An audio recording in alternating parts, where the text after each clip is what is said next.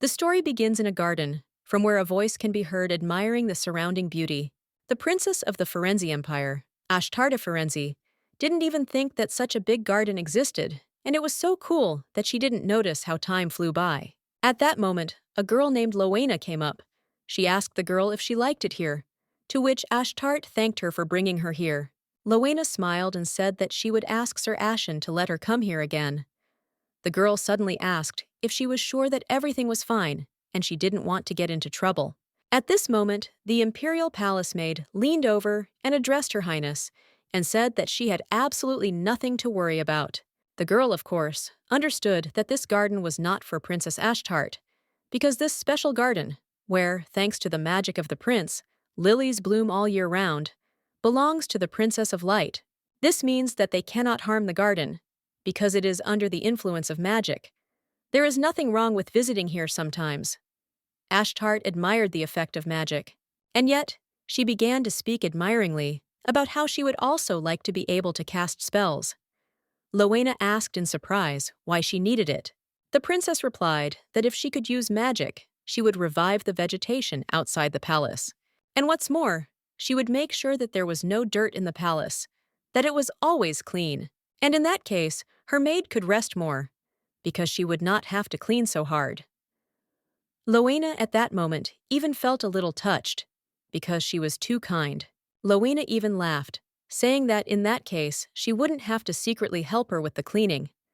Ashtart said that it wasn't difficult for her, but the maid replied that she felt awkward.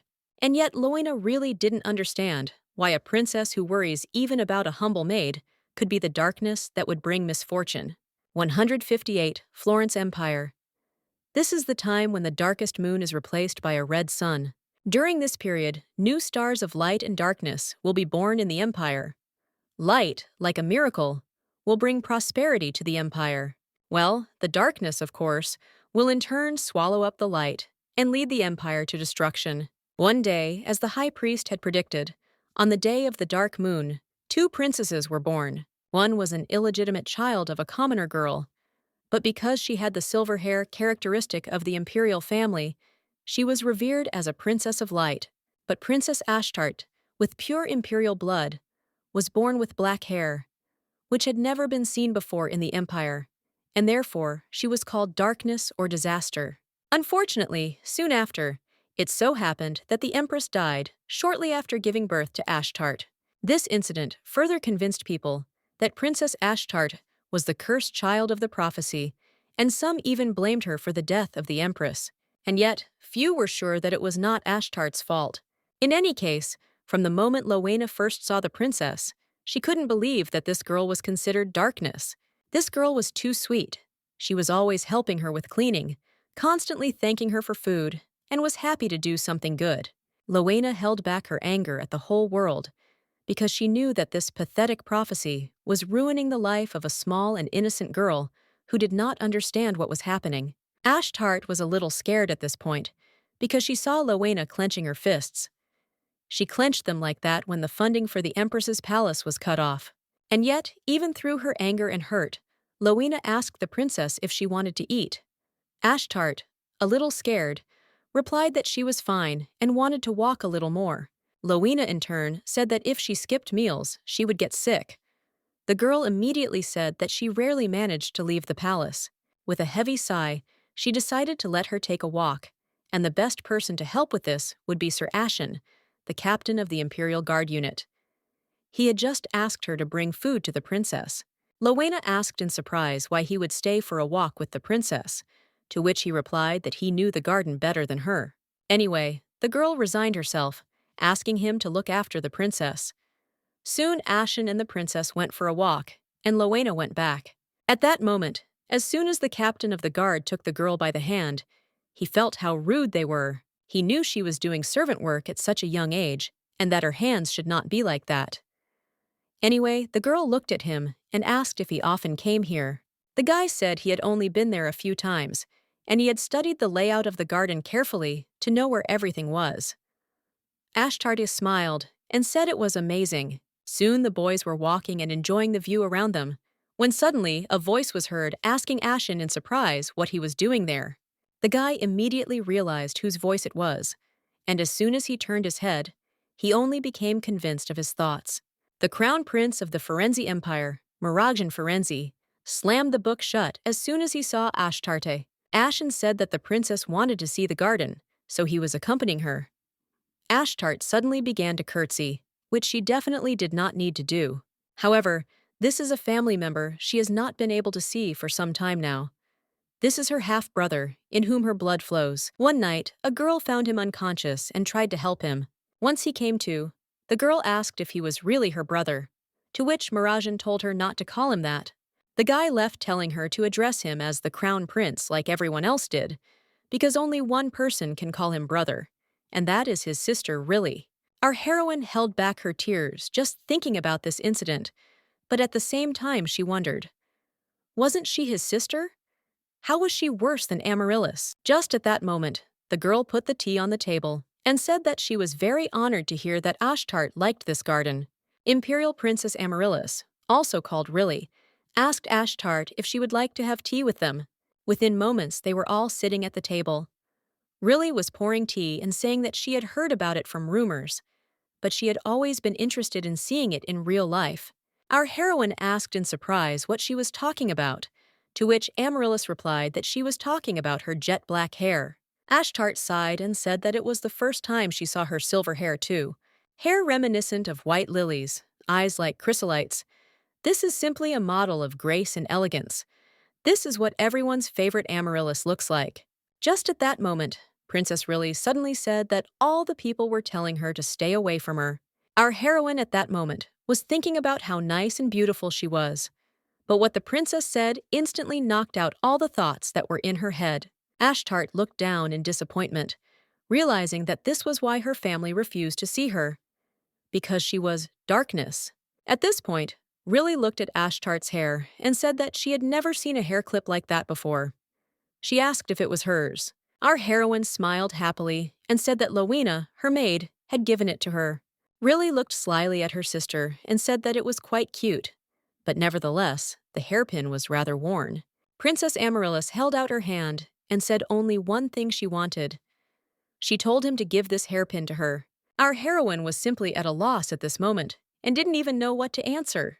Anyway, Riley stood up from her chair in confusion and slapped the table asking what had happened. If anyone had heard Ashtart now, they would have thought she was trying to take it away. However, she repeated over and over again that it was just a small and cheap hair clip, so there was nothing wrong with lending it to her. Then, Amaryllis looked at her sister in surprise and asked if she really hated her that much. Watching what was happening, Sir Ashen was shocked because he knew about this hairpin of Princess Ashtart. Returning back, he remembers how the girl, walking with him through the garden, asked in surprise if there were lilies of the valley here. Ashen asked again in surprise and said that they most likely weren't there. But the question was, does she really like these flowers? The girl nodded her head and said that according to rumors, lily of the valley means becoming happy no matter what. That's what Lena told her when she gave her a lily of the valley hair clip for her birthday, and that's why she really likes these flowers. The captain of the guard smiled and said that Lena was very wise. And yet, the pin was worn, and the princess never went anywhere without it. Ashen couldn't even imagine how dear this gift was to the princess. That's why, looking at her sister, the girl said that she would not give it to her. She apologized sincerely, but decided to point out that it was her thing, and she couldn't lend it. In the blink of an eye, Riley changed her demeanor, asking how Ashtart dared to tell her no. At that very second, she knocked down all the cutlery that was on the table, and all the cups flew in different directions. Amaryllis immediately attacked the princess and began to manually try to take the hairpin. However, Mirajin grabbed his sister's hand and said that he had had enough. Almost immediately, the girl pulled her hand away and stepped aside, starting to cry. The crown prince was not feeling very well, so he went to his sister and said that if she wanted this thing, he would simply find the same one. Amaryllis turned around in disbelief and told her brother that this was mean. Was he really acting like she was taking away this hairpin? Was she really that kind of person? And yet the girl was very angry because her brother had never spoken out against her before. Meanwhile, Sir Ashen ran up to the princess and asked if she was in pain, to which the girl replied that she was fine. Mirajin's voice was heard from behind, guiltily saying that he had not meant it, and still another cup flew to the ground. Amaryllis cried and screamed. She asked why they were doing this and what other people would think of her. Mirajin asked his sister to calm down, but the girl jumped up and sharply told him that she hated him and everyone else, so she was leaving. The crown prince sighed heavily and turned to Ashen and ordered him to follow the princess. The boy could not refuse, so he bowed and followed. Thus, two people remained at the table, Ashtart and also the crown prince, who decided to enjoy the remains of the tea party. Our heroine at that moment understood that she needed to go back, and Mirajin looked at her and asked, "Is this really a new dress?" He explained that it was different from the one she had on the last time they met. The girl was surprised, but said that it was new. And yet, did he really notice? The guy asked her if she liked it, to which the girl said that she liked it, and it was very beautiful. Mirajin was happy, and it looked much better than the old and shabby dress. He didn't understand why it took her so long to buy a new dress. She was a princess. The maid probably didn't manage the finances well. However, at that very moment, he wanted to say that he was happy for her, and Ashtart added that Lena had made this dress for her. The guy asked again, perplexed. A moment later, he was incredibly angry, asking if the maid had really made a dress for her. The princess! The girl was scared at that moment, because she knew what anger looked like. She asked her brother in a calm voice what happened. Only in response, she heard Mirajin remind her not to call him brother. Moreover, he said that she should be more careful from now on, because today he stopped really, but he will not do it again. And yet our heroine did not understand this injustice and began to say that she was the same sister to him as really. She didn't understand why she couldn't receive love and attention, even just a little bit. Mirajin suddenly said that if he had to choose between the two, he would choose really without hesitation. At that moment, the girl involuntarily began to cry, because she did not understand why he was so cruel to her. The guy slammed the table hard and asked the girl if she really wanted to make him feel guilty with her pitiful look. The crown prince was about to leave and finally asked her if she really wanted him to pretend to be good out of compassion for her. Soon he told her to stop doing this, as it was pointless, and began to move away from the garden. But our heroine was thinking about how she dreamed of a walk with her father and brother in the garden. Although Amaryllis could have walked like that every day, the girl wanted to be loved one day, but it was all just her pathetic dreams, because life is unfair. In any case, she pushed back her chair and began to rise, realizing that it was time for her to return home. Suddenly, the girl noticed a book right in front of her. Looking at it closer, she assumed that it was a book of magic. There are not many people in the Empire who use magic, but the princes are usually skilled in magic, especially Mirajin, who is considered a genius of the generation. The girl opened the book and began to try to make out something, but this book was full of letters that she had never seen before. It immediately became clear that to use magic, you need to know many languages. Not everyone is able to learn them, so magic is considered a symbol of power and greatness of the empire. The girl continued to run her eyes over the book, realizing that she had never seen this language before, but judging from the pictures, she assumed that she had stumbled upon disappearance magic. To her surprise, she still realized that she could read it, which made her realize that she could read magic. She immediately began to turn the pages, realizing that she wanted to read everything. On many pages, there were notes that apparently belonged to Mirajin, which meant that the brother noted the topics that he understood. Those that he found confusing were also marked, as were topics with which he had problems. Ashtart suddenly thought, if she could help her brother, would he take care of her a little better? The girl immediately decided for herself that this could be her key to a happy future. Soon she came across some interesting magic that determined destiny.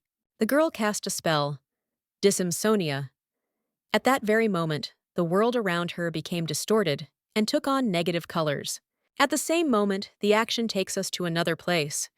Presumably, it was someone's office. Ashtart slowly began to open her eyes, and fortunately, everything was fine with her. There was one problem less, but still the main question was now. Where was she, after all? This was an unfamiliar room for her. Ashtart began to analyze what had happened and realized that she had heard a strange sound and suddenly found herself here. Could it be because she had read out loud? At that moment, the girl looked around the room, and to her horror, noticed that there was someone else there. She immediately screamed and asked in confusion who was there. Instantly, the sound of chains was heard, spreading throughout the room, followed by a voice saying that it was too late for guests. Could it be an intruder? Our heroine was shocked as soon as she saw all these chains. This man lives here? But he is in shackles. Is he really a criminal? Anyway, the guy showed his face and said that he would give her a chance. If she left here right now, he would not destroy her. The girl immediately grabbed the book and began to pronounce the same spell. But now, for some reason, it did not work, although she pronounced it correctly. The guy standing behind turned to the stranger in surprise and asked what kind of magic it was. Ashtart said in a confused voice that the book said that this spell would help you find your destiny and purpose. At that moment, the guy smiled, because what the girl said was quite funny. Looking at her, he asked if they had already come up with a new type of pickup line. Ashtart was shocked. She immediately began to nervously say that she had not tried to do anything like that, and he had misunderstood her, because this was ordinary magic. The mysterious young man named Abellon sighed heavily and said that he was even a little sorry. Our heroine was incredibly angry with him because he seems to be the type of person who likes to joke. And yet, she looked at him, realizing that initially he had seemed more frightening to her. After all, his first words were that if she left here right now, he would spare her. Now, he looked at the girl's hairpin in surprise and asked if it was really lilies of the valley. Ashtart nodded, and he said that it suited her very well. She continued to look at him closely, suggesting that he was not as bad as he seemed. Abellon laughed in surprise and asked what she was looking at. Was there something on his face? Ashtart started to say that everything was fine, and in that case, the guy asked her to stop looking at him so suspiciously. Coming closer to her, he said that she would do better to tell him her name. And what's more, she said that he was her destiny. There is a legend about an ancient goddess named Ashtarte. She is the goddess of war and love. At least that's what this guy, Ryan, a handsome and mysterious young man with purple eyes, told her. By the way, several days have passed since she arrived here. Ryan allowed our heroine to stay with him until she found a way to return home. The funny thing was that as soon as she saw the shackles on him, she thought he was a criminal. Luckily, she was wrong, because what kind of criminal would have so much delicious food? Ashtart was licking her lips at that moment, looking at the plate, and the guy was laughing and asking her not to take on her own, because it was all for her. She shouldn't worry and just eat. The girl smiled happily and thanked him for the sandwich. Ashtart decided that you shouldn't judge a book by its cover after all. At the same time, Abellon thought the same thing, because the girl looked like a noble lady, but something was wrong here. Our heroine was eating at the time, and she was interested in one question. Who cooks all this delicious food? The guy remembered how a few days ago the girl was afraid to eat, because she said that she could last almost a week on water alone. She called it her talent. He certainly said it was not something to brag about, but at the moment he did not understand what it was, or why. In any case, he knew that this would bother him for the near future. Nevertheless, Ashtart approached him. The girl asked him if he had really been here alone all this time. How was he coping? The guy thought for a moment and said that he was not actually alone. Ashtart then assumed that he lived with his family. But this topic was certainly not one that Abellon wanted to talk about, because there were reasons for that. The guy smiled slyly and told the girl in response to her question that this was not entirely true. Anyway, he asked Ashtart a counter-question. He asked if she had a family. At that moment, our heroine only sighed heavily, because she herself did not know the answer to this question. She never saw her father as a child, and when it comes to family, she certainly doesn't think of her brother or father. The first person who comes to her mind is Lena, who has always been by her side, and she hoped that she would be able to see her soon. In any case, the action takes us to the evening. Ashtart at this point began to joyfully call Ryan and run to him. The girl ran with a book in her hands and asked him to look at it, because it said that this spell could teleport him anywhere. The guy, of course, said it was cool, but he was wondering why she was showing it to him. The girl looked down in embarrassment and said that she wanted to share something interesting. Ryan, for some reason, also became sad and only told the girl to go and read on. It was quite curious, because he already knew that this girl named after an ancient goddess, with jet black hair, which he had never seen before. He was surprised that she was quite talented in magic, and Ashtart had already cast over 500 spells in the few days she had spent here. Just at that moment, the girl cast another spell. Agriat. Instantly, streams of wind began to spread around her. Mirajin was very surprised, because he immediately realized that it was wind magic, which was pretty good.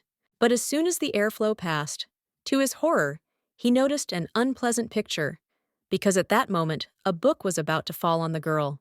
Abellon instantly ran up to the girl and covered her with himself, telling her that she needed to be careful. Soon the danger passed.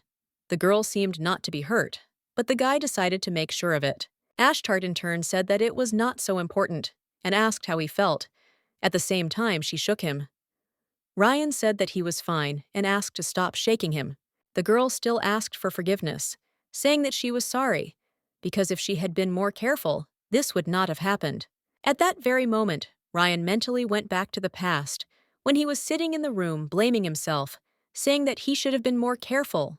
However, he turned to Ashtart and asked her not to apologize, because he understands that she did not do it on purpose. Looking at her, he asked why she apologized so much, when no one was even hurt. She constantly blamed herself for something, but she needed to be more respectful to herself.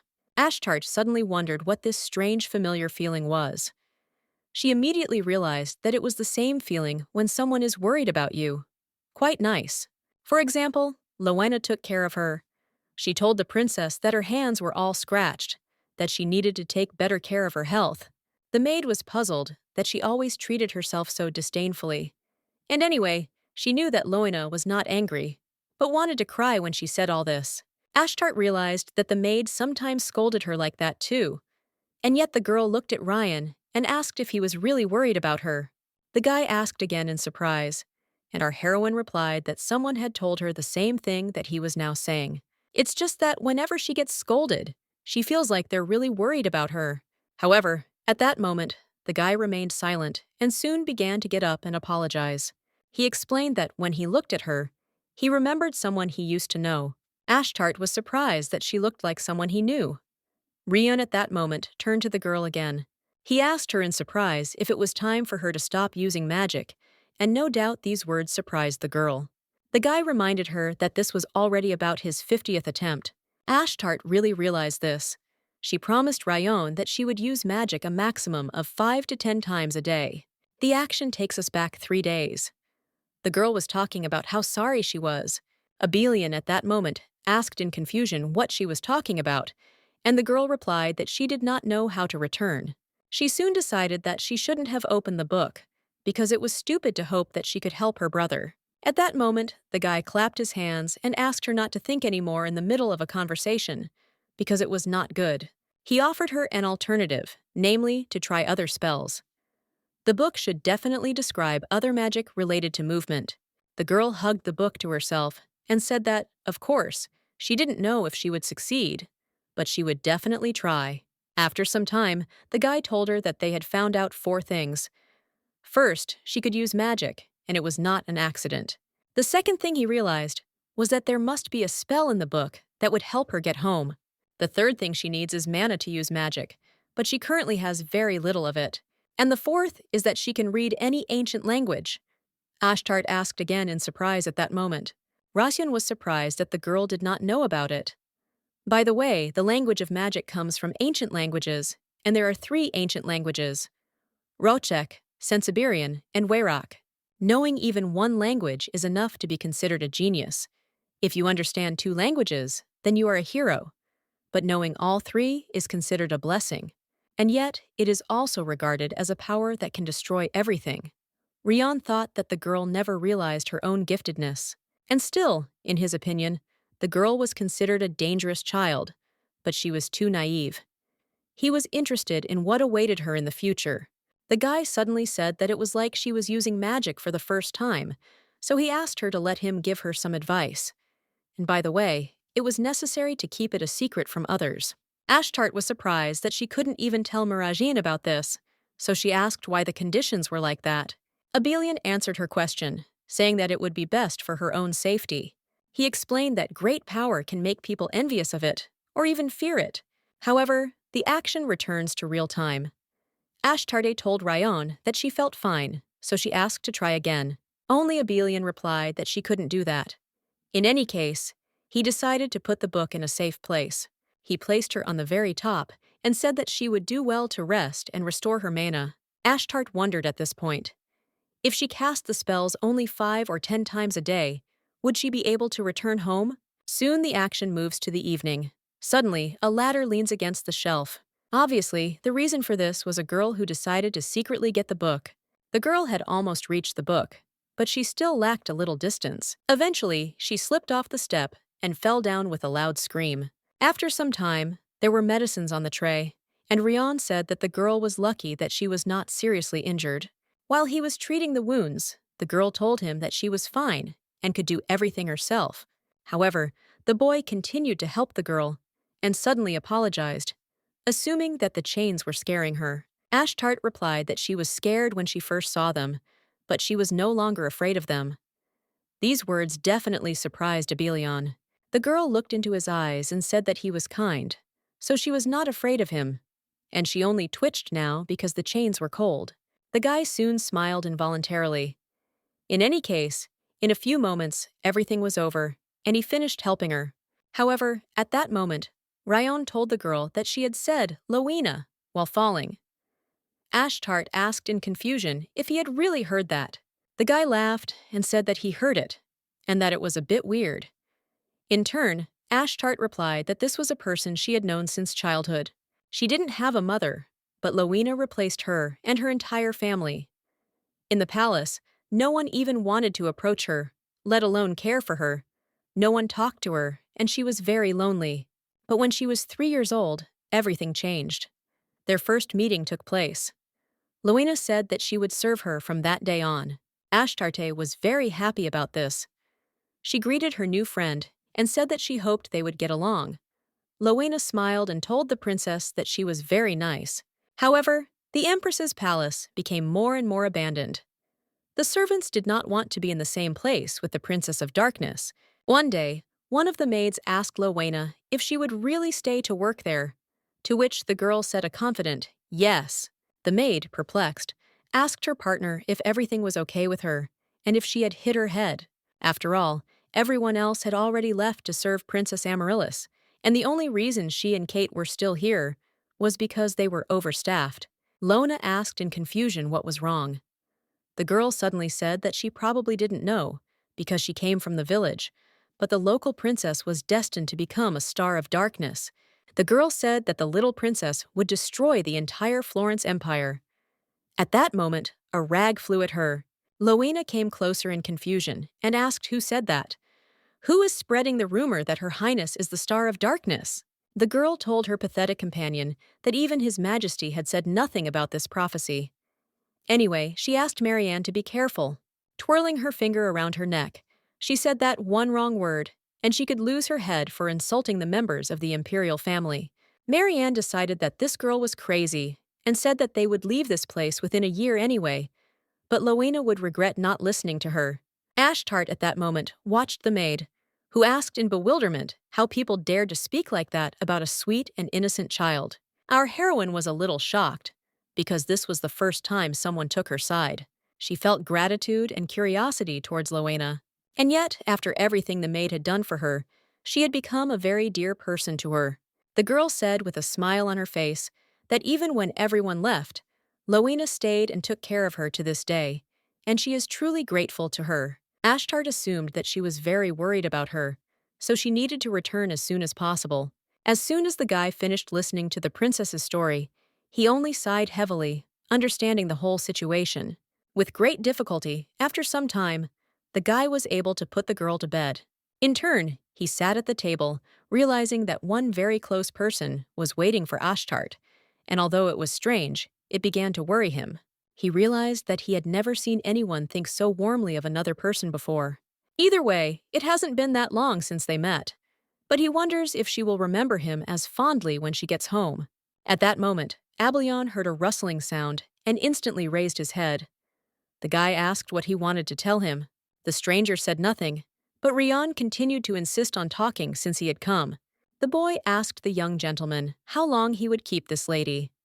Abellon, perplexed, asked since when he had become interested in their guests. The assistant wanted to say something else, but Abellon stopped him and told him to tell the chef to make strawberry sandwiches in the morning. The guy sighed heavily and said that he would listen to the young master. Rion stood by the window and once again reminded that he was no longer the young master. Turning his head, he looked at his assistant with a wild look and asked him not to forget this. Before leaving, the guy said that he would keep this in mind. In turn, Rion was left alone, and he began to examine the lily-of-the-valley hairpin. The guy suddenly thought, assuming that she most likely did not understand that the person dear to her was. Suddenly, he stopped and decided that he wanted to take a walk in the garden. However, the action takes us to the day when Ashtart disappeared. To be precise, we are back in the Firenze Empire. At this time, a joyful Lena walked with delicious pastries, assuming that the princess was very hungry, and she hoped that the girl did not faint during the walk. Suddenly, Lena heard a familiar voice addressing His Highness. Turning her head, she saw Ashen, who was bewilderedly asking the princess to stop running away. The girl laughed, assuming that even Sir Ashen couldn't catch their restless princess. The boy continued to ask the princess to stop. However, soon the boy said something that almost made Lena's heart stop. The captain of the guard was addressing Princess Amaryllis. The girl was confused and said that she didn't want to see him or anyone else. Ashen still followed her and tried to stop her. At this moment, Lena, in incredible shock, asked herself only one question. Why was he with Princess Amaryllis and not with Princess Ashtart? Instantly, the basket of baked goods that the girl was making for the princess flew to the floor. The girl immediately ran after Sir Ashen and tried to stop him, but at that moment, the crown prince of Mirajin came out in front of her, so now the girl couldn't just leave. Lena immediately bowed down, and the prince asked her if she liked the dress he had given her. The girl said that it was an honor for her to receive it. Mirajin laughed at this point and asked about the honor. He asked the maid if she really thought so, because he was sure that she had sent dresses for Princess Ashtarte too. Remembering the words of the girl who said that the dress was made by Lena, he asked the maid why she lied. Mirajin understood that the princess thought that it was the maid who had sewn her dress. What was the reason? Lena replied that he had not ordered her to hand over the dresses in his name. The girl spoke, but in her thoughts she tried to calm herself. She replied that for this reason, she willfully allowed the princess to think that the dresses were from her. She realized that she was speaking to Mirajin Firenze, the second most powerful person after the emperor, and one of the few geniuses in the empire who could use magic. In any case, she knew that he simply had no reason to talk to her, a pathetic servant. And yet, she asked the prince if he wanted to know the reason why she said so. She often gets angry at the imperial family when she thinks about their treatment of Ashtart. This resentment has been building up for so long that she couldn't stop now. The girl suddenly told His Highness that it was simply mean. She apologized for her words, but still did not understand the point of such kindness. They wanted to give the princess hope, and then, caring about their reputation, simply trample all her dreams. Lena was leading to the conclusion that he would simply cause her much more pain. Mirajin started laughing at the girl's audacity. In any case, he asked what she meant by that. At that moment, while Sir Ashen was running after Princess Amaryllis, he noticed Lena and the crown prince. At that moment, the prince asked the maid in surprise if she really wanted to die that much, because she should think before she said anything. But Lena at that moment understood that even if she had to pay for her actions, she would still try to protect the princess from such two-faced people. Ashtart tried not to call the prince brother because he didn't like it, but she still couldn't help herself a few days ago. She followed the prince through a huge crowd of people around. Suddenly, Mirajin stopped. The boy turned his head in confusion towards the girl and asked what she had just called him. Still, she approached Mirajin and said she wanted to ask him for something. She wanted him to buy a beautiful dress for Lena. Mirajin, perplexed, asked why she was asking for a dress for the maid and not for herself. The girl replied that she loved her very much, so she wanted to give her something nice. Still, the problem was that she had nothing, so she decided to take such a bold step. The guy, of course, was perplexed, but with a heavy sigh, he said that he would help her. He told the girl that she could consider this gratitude for saving him.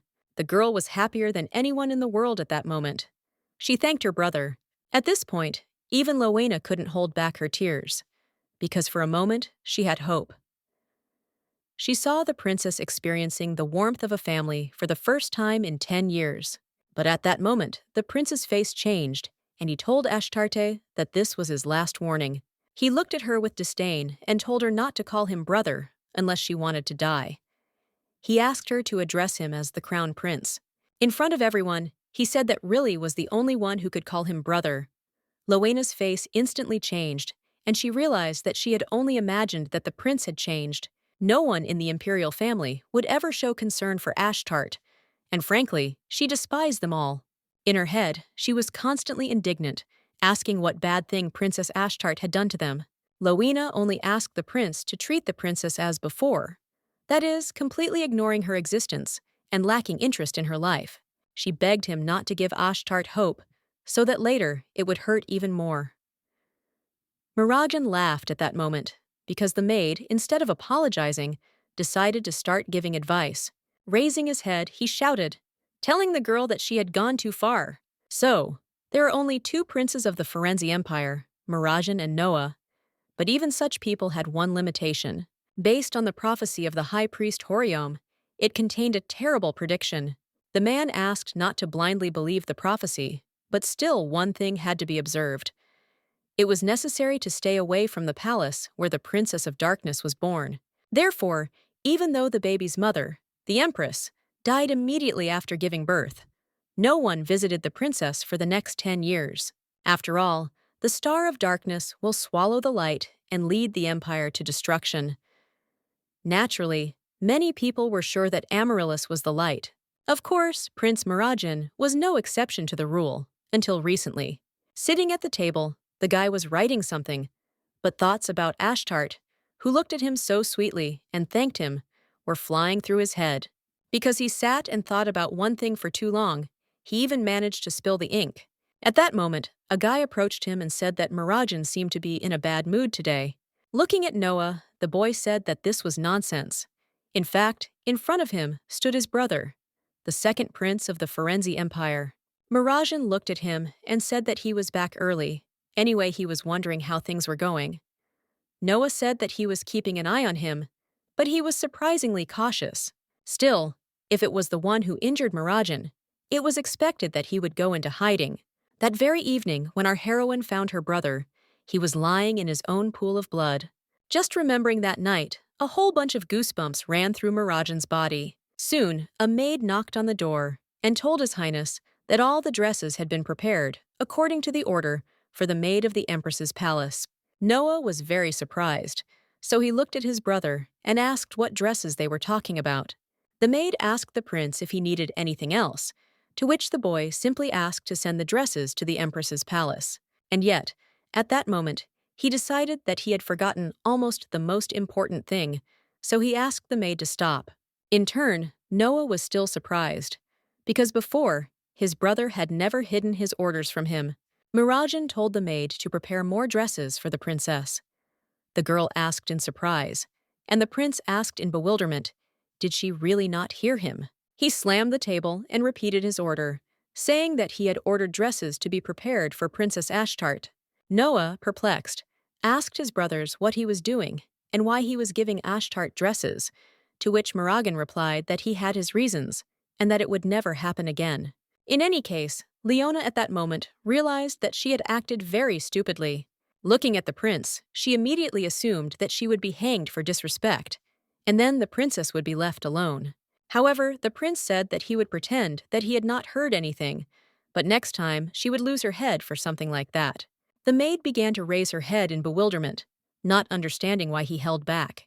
The guy suddenly asked her if she knew why he didn't punish her, despite all the impudent words he said to her. Lena looked at him and said that she didn't know. As he started walking towards her, he said that Ashtart was wearing shabby clothes, but she asked her to buy a dress for Lena. As he passed by, he said that Lena was very dear to Princess Ashtart.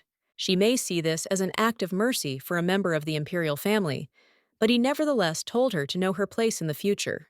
After some time, the prince left, and Ashen began to approach the girl, telling her that she was too reckless. The guy exhaled heavily, saying that it was simply a miracle that she was able to stay alive after everything she said. Still, if she was truly worried about the princess, it would be better not to do this again. Only at that very moment, the girl turned on the captain of the guard and asked why he abandoned Princess Ashtart. The boy replied that he had accompanied the princess as they had agreed, but afterward the prince ordered him to follow Princess Amaryllis. He also added that if she doesn't believe, then they can go to the gazebo together. At this time, the action takes us to our heroine and Abellon, who went out for a walk. The first thing the girl noticed in the garden were the wonderful lilies of the valley. Ashtart admired their beauty, and still, looking at the gazebo near which the boys were, the girl noticed that it looked familiar, and this garden full of white flowers also seemed familiar. She immediately thought that it reminded her of the lily garden in the palace, and of course, Amaryllis.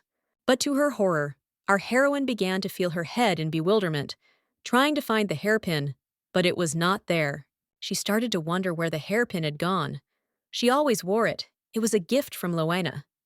Where could it have gone? At that moment, the guy looked at the confused girl and guessed what she was thinking about. In any case, he touched her shoulder and decided to distract her from the thoughts that were in her head.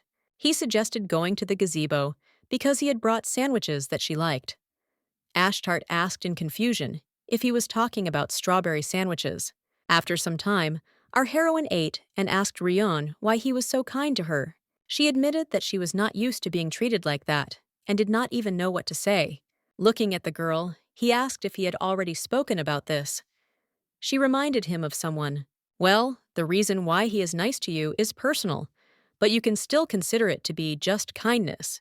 As for what to say, he decided to help the girl. He explained that in such situations, people usually say, "Thank you." Ashtart looked at him in surprise and said thank you. She thought that Ryan was a wonderful person indeed, and yet, looking at those chains, she didn't understand why he was in shackles. She wanted him to be comfortable. As she began to stretch, she even thought about taking them off. Anyway, she asked Ryan if he was comfortable in them. At first, she thought he was a criminal, but he can leave the house without any problems. And besides, he had a lot of delicious food, so she asked if he minded if she took them off. After all, Ryan wears shackles despite the fact that he has not committed any crime, which is quite strange in her opinion. The guy smiled at that moment and asked if she would really do this for him. The girl smiled happily and said that she would help, because she was sure that there was a spell that could help her with this. She immediately stood up, thinking to find it. However, at that moment, to our heroine's surprise, the guy grabbed her hand and stopped her. Looking at Ashtart, he asked her if she really thought he would fall for this trick. At that very moment, an awkward pause hung in the air and did not dissipate. The girl suddenly started talking about how she really wanted to help him. However, the guy started laughing and saying that she was 100% trying to get her magic book back. Ashtart was shocked that her plan was revealed so quickly and abruptly, even if she wanted to help. In her subconscious, she assumed that this way she could get her book. Only Abellon insisted to the princess that she still needed rest. He explained to her that when using magic, a person must give something of equal value in return, and ignoring proper rest would only harm her body. That's why it didn't matter to him what she said, because he wasn't going to return the book anyway. Ashtart took her hand away and told the guy that he was just a fool. She really was worried about him. Still, the guy said he appreciated that she wanted to help him, but he wasn't going to remove the shackles just yet. He explained that if he didn't wear them, some people would become scared and very anxious. Hearing these words, our heroine began to worry even more, because who would worry? She assumed that it was about Rion's family. But why be afraid of such a kind person like him? At that moment, our heroine asked him if he really wanted to live his whole life like this. Abellon at that moment looked into the distance and said that he didn't even know. Maybe he could. The guy wanted to say something else, but at that moment, Ashtart screamed as if in despair and began to say that he couldn't live like this. How could he like it? Living alone and locked up, no one wants to spend their whole life and die in lonely confinement. She experienced something similar herself, and she knows this feeling. And it wasn't all that simple. Our heroine felt this on herself, both from this life and from a past life. In her past life, she didn't even have a name, and so she couldn't introduce herself. Back then, she wasn't a princess like she is now. She was a slave who was constantly being resold. By the way, the viscount to whom she was sold had children who liked her very much. But the problem was that for them, she was just an unusual toy. They liked to make fun of her, to mock her, and the more she suffered, the happier they were. She was already starting to get used to it, but one day the boys were deciding what to do with her, but they realized that their toy had been too sluggish lately. The girl suddenly suggested that they needed to do something worse. And yes, they took such a terrible step that the girl didn't even want to remember. And yet she didn't know that they could go so far. The worst thing was that she was all alone, and she just writhed in pain for a long time, trying to find at least some help. She asked for at least someone to save her, but no matter how much she called for help, no one came to her aid, and there was no one to save her. In the end, she went to another world, being completely alone, and the only miracle was that before her death, she tearfully made a wish. In the next life, she wanted to be born into a family that would love her. She wanted to dedicate her life to protecting and caring for them. And so she is Ashtarte Ferenzi, a human with memories of a past life. And of course, from the moment she was born, the girl wanted only one thing. She wanted to meet a loving family. But, unfortunately, the girl's story is known to everyone in this world, which means she could only watch her family from the shadows. She could only recall over and over again the conversation with her brother. When she asked if she was a sister to them, Ashtart remembered for the rest of her life the look of her brother, the crown prince, who told her to stop looking at him and calling him brother. Remembering all the terrible things that happened to her in her past life, and what was happening in this one, the girl felt incredibly painful in her soul. And yet, at that moment, the girl came to her senses, because someone was diligently trying to pull her out of their memories.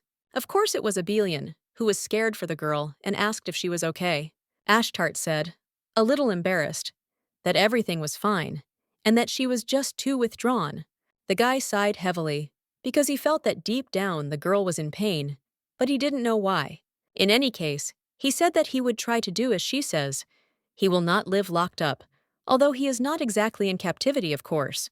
Our heroine was very glad that he listened to her and decided to draw some conclusions. Suddenly, Abellon turned his head and asked the girl if she liked lilies of the valley. Our heroine asked him in surprise what he was talking about, and the guy at that moment continued to look at the flowers and said that his family liked them.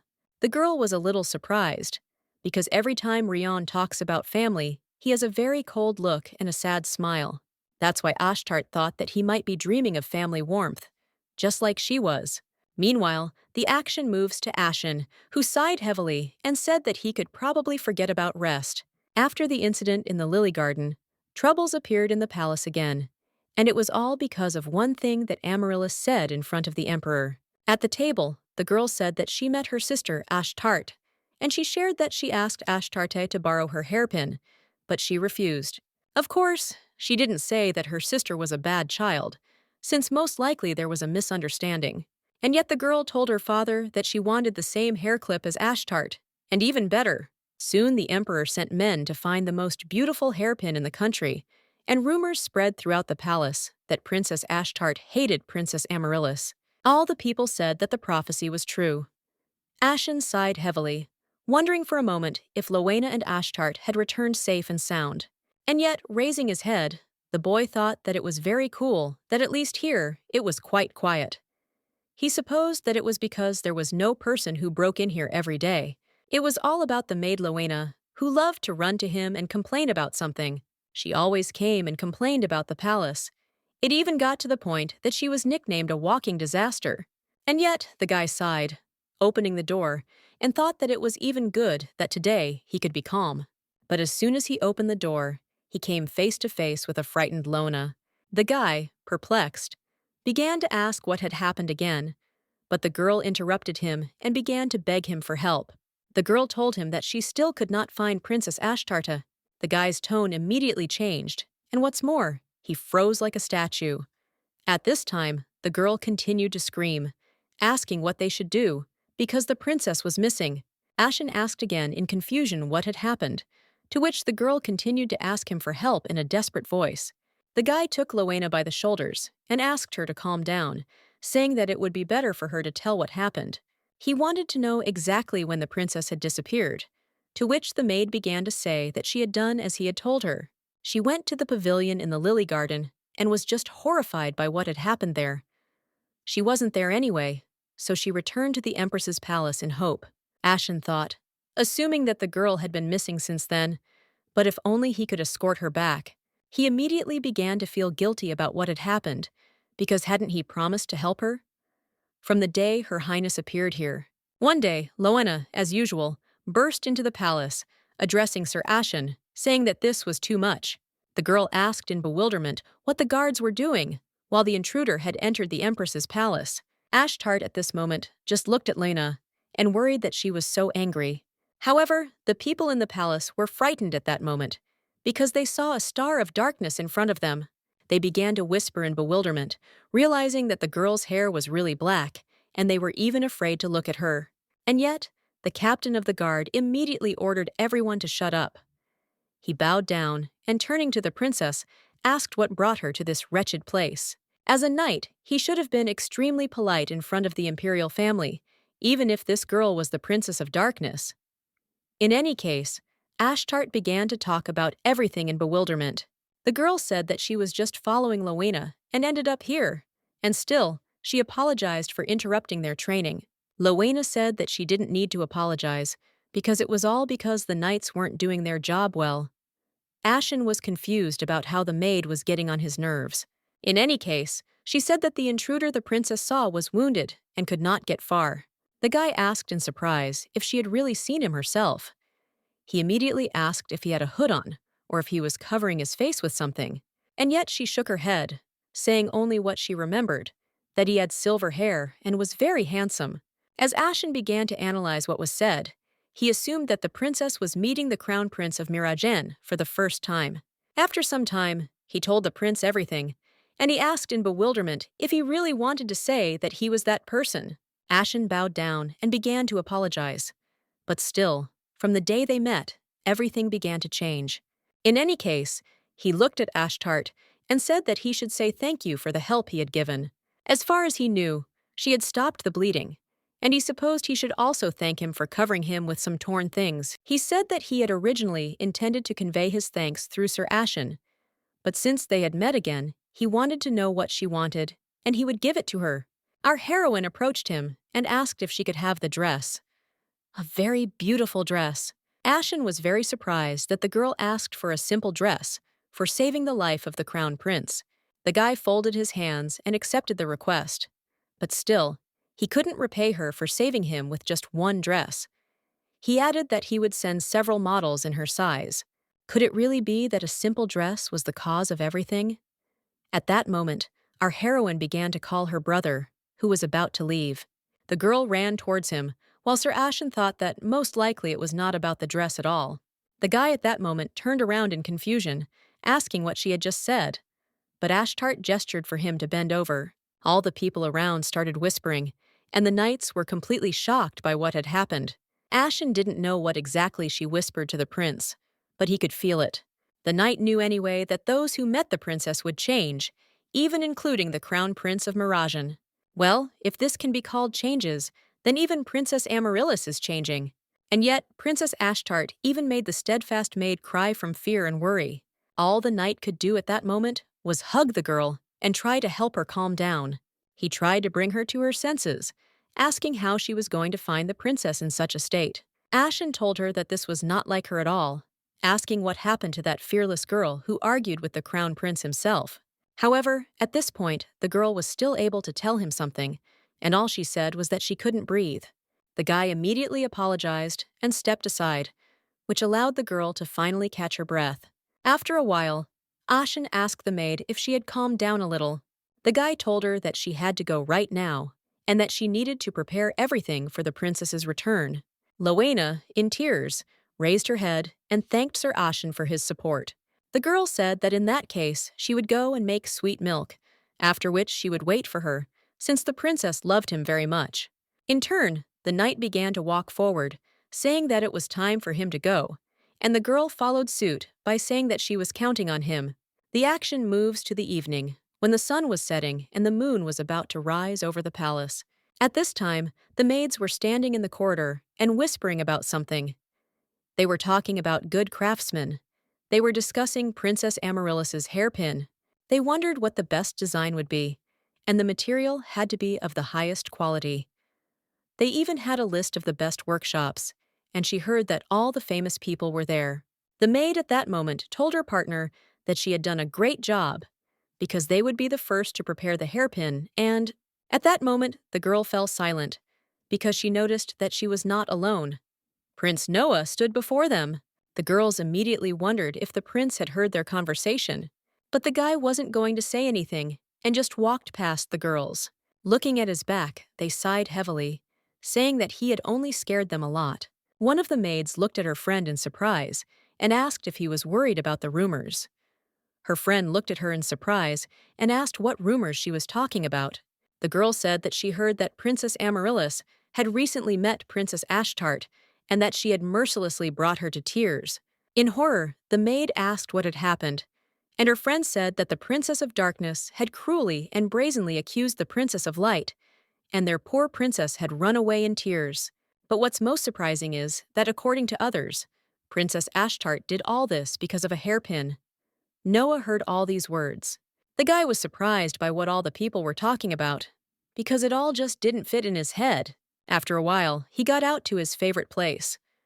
Lying on the roof, he thought that Ashtarte did not look like a person capable of such a thing.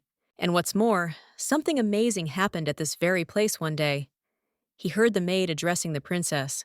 Looking down, the boy noticed Lena telling the girl that she needed to go get food and that she should stay here. Ashtart asked in surprise why she could not go with her. The maid replied that she would go alone and return immediately. This turn of events, of course, did not make the girl very happy, but there was nothing else to do but wait. At that moment, the girl grabbed her hair and started screaming that her clothes were dirty and her hands were dirty too. She cried and asked herself, does everyone hate her because she is dirty? And yet, this child, whom he had never seen before, was called a princess. Noah somehow immediately understood who it was, by her black hair. Approaching the girl, he asked what she was doing. Already standing right in front of the girl, the guy asked her in surprise to remind him what her name was. Ashtart introduced herself and said that she was sitting in her place and waiting for her maid. The guy looked around again in surprise and asked if she was just waiting here. The girl looked at him and said that everything was right. Noah, at that moment, only wondered what was so dangerous about this girl. Anyway, the guy threw a cloak over her and said that if she was going to sit here, she should at least take cover. The girl began to sheepishly say that it was very generous of him, but could she? Noah interrupted her at that moment and asked her to think of it as a duty of a family member. Anyway, the guy suggested that they meet again sometime. He was interested in learning more about her. By the way, it was funny to remember that the girl said that it was too generous for her. What kind of princess would she be then? The action moves to childhood. At that moment, the woman told the prince one thing that he had to remember. He must become the perfect emperor. The girl was ruthless and told Mirajin to be just as ruthless, to show no sympathy to anyone. His mother's words sounded like a terrible dream, especially when she called his name. Just at that moment, the guy jumped up in a cold sweat, happily realizing that it was just a dream. Soon he even laughed, asking why he had to have this particular nightmare. At that moment, he leaned back in his chair, repeating one name, Rosenia. She might have been a good empress, but she certainly wasn't a good mother. So Rosenia Ferenzi, this is the mother who spanked her child to make him the perfect emperor. And yet she soon died of her illness. Mirajin simply went with the flow and did not see much meaning in life. At first, he had no interest in the birth of the two princesses, but at the insistence of the high priest of Horiom, he came to see the Princess of Light. The guy, who was initially not in any mood, immediately froze as soon as he saw her in front of him. Before him was a pure-hearted, beautiful, and sweet girl named Amaryllis. The girl was too innocent. She loved to learn new things and was happy with nature. And yet, Mirajin absolutely did not believe in the prophecy, although he tried to be a good brother. He was always on her side and tried to bring a smile to Amaryllis's face. But still, he wanted to believe that this child was the light that all the people around him were talking about. He thought so until he met a girl who was happy with everything that surrounded her, even despite the terrible conditions. Mirajin remembered how the Princess of Darkness called him brother, and it caused a very strange feeling in him. He thought, or hoped, that this feeling would subside if he set boundaries with her, but, sitting in his office alone with his thoughts, he only wondered what this strange feeling was. Anyway, there was a knock at the door, so immediately the prince ordered the guest to come in. On the threshold was a worried Sir Ashen. With a heavy sigh, the prince said that he was not in the mood right now, so he asked the guy to leave, but he said something that shocked him. Ashen interrupted His Majesty and said that Princess Ashtart had disappeared without a trace. The prince, perplexed, asked how this was possible, and also asked when she had last been seen. The guy apologized, saying that he didn't know exactly when or how it happened. However, all he knew was that from the maid's words, the girl simply did not return from a walk in the lily garden. At that moment, the prince felt even worse than he had before, because that tearing feeling appeared again. Holding his heart, he thought that he just felt like he hated this child. Then why did his soul feel so bad? In any case, the prince asked the captain of the guard if he understood correctly that the girl disappeared immediately after this incident. Ashen asked for clarification, to which Mirajin asked if she had disappeared after drinking tea with Amaryllis.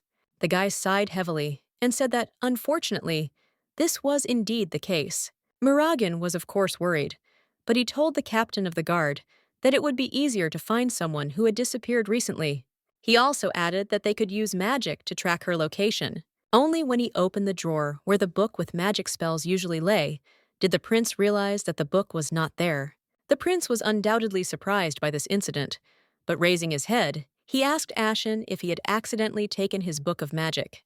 The boy asked in confusion what he was talking about, to which Mirajin sighed, realizing that he hadn't taken her. In that case, he told the captain that he could go. Ashen was about to leave the prince's office, but at that moment, Mirajin turned to him. Looking at him, the crown prince said that it would be better not to tell anyone about this, so as not to cause panic. In any case, he asked to find the princess, and he can search the entire empire, but he must find her. The guy just nodded his head. As soon as the captain of the guard left the office, the prince asked in bewilderment what was happening to him. Not only had he lost the book, but in such a situation.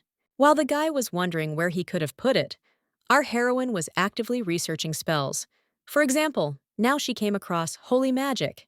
Its effect is amazing, because this magic can transfer to the person who misses it. At that moment, Ryan seemed to sneak up on her and ask the girl if she was actively studying again. The girl said that she didn't want to be a burden to him anymore, but the guy said that he didn't think that way about her. Ashtart replied that he said that because he was kind. The guy laughed and said that she was the only one who thought so. Ashtart added in surprise that he gave her clothes, fed her well, and took her to beautiful places. Ryan sighed heavily and suggested that if he was so kind, then it was time to return the hairpin to her. Just as the boy was about to hand over the hairpin, the girl said that she had found a spell that would help her return back. Smiling, Ashtart asked him not to worry, because this time everything would work out. At that moment, Abellon simply froze, because he didn't expect her to do everything so quickly. And yet she was amazing from their first meeting, but she never ceases to amaze him. Ryan suddenly asked if this magic would really transport her to someone who missed her. He didn't expect that such a thing was included in Sensiberian magic at all. The girl asked in surprise what similar meant. The guy laughed at that moment and said that it was just thinking out loud. However, the holy language of Sensiberian is the language of auxiliary magic used in the temple. This is magic that can create force fields, blessings, or healing. The guy didn't understand what use magic was that teleported to someone who missed you, and what's more, if no one needed him. He assumed that this magic was for the truly lucky ones. However, at that moment, the girl began to pronounce the name. Ryan realized that if she used that spell, it only meant that someone missed her, and our heroine knew only one such person in her memory, and it was undoubtedly Lena. It was this girl who protected the princess from all troubles and was able to speak to her for the first time with a smile on her face. At this moment, Ryan was seriously scared, because he wondered, what if the girl could really come back now? Soon a magical portal began to open, in which Lena was indeed visible. The girl began to scream with tears in her eyes and asked the maid if she could hear her. In any case, she started running forward, telling the girl that she was already running towards her. But at that moment, something unexpected happened, because Rian suddenly screamed and asked Ashtart to stop. The girl continued to run, and the guy said something, trying to protect her. Soon our heroine was as close as possible to that, and it seemed that Ashtart and Leona would finally meet soon. However, at that very moment, Ryan ran up to her and simply grabbed her, not giving her the opportunity to even move. The girl looked at Ryan in bewilderment and began to ask what he was doing, because Leona was sitting there. The guy, in turn, continued to hold her and apologize because he couldn't let her go. It was impossible. Ashtart still didn't understand what was happening, but at that moment, she clearly felt the magic dissipating. A few moments later, the magical portal began to close right in front of the girl's face, who was screaming and asking to be let in. Ryan told the girl that it was dangerous for her because it was a spell. It was unsuccessful, according to him. He sighed heavily and said that he thought she should go back into the building and rest. The girl, in turn, continued to scream in bewilderment and say that she almost succeeded. Our heroine began to cast the spell again, because she was sure that this time she would succeed. Soon the image of her favorite maid began to appear before the girl, which meant that she had succeeded. Abellon, nevertheless, continued to ask her to stop, because she was making a mistake. In turn, our heroine began to reach out to Leona, thinking that she would soon be home. However, within a moment, her hopes were shattered. A loud and shocked scream was heard a few seconds later. Suddenly, the girl became lost in what was happening around her. For some reason, everything became dark, and her head felt like it was about to explode. A moment later, the girl simply fell down, continuing to repeat her maid's name. The guy grabbed her and started asking if she was okay.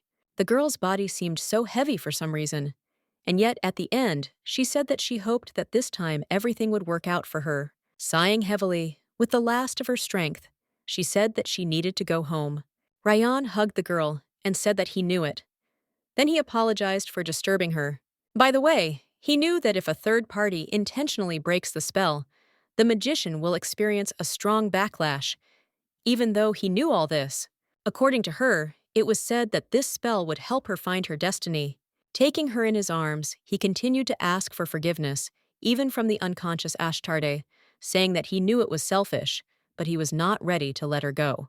At that moment, the boy turned to the man standing behind the tree and asked if he would say that. Would he believe that he would not harm this child? Behind the tree stood the captain of his knightly army, whose name was Kylos Enkavan. Kylos knelt down and asked for forgiveness from his lordship, as he had only come to check out the situation, as he had felt a strange flow of magic. Abellon asked the captain of the knightly army if he had eavesdropped on the conversation, to which the boy replied that the lady was not from their country. He himself was sure that Abellon knew about this, so she couldn't stay here forever. He was worried. Ryan laughed at this point, asking who he was worried about, him or the girl. Was he afraid that he would fall into a mad rage again?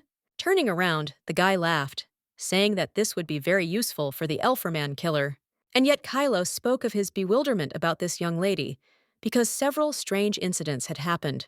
She was dressed in the clothes of a noble lady, but said that she would sleep in the very corner, because she was comfortable there. Ryan even said that the girl thinks that the ability to fast is her special talent. It was clear that this lady was completely incapable of responding to kindness.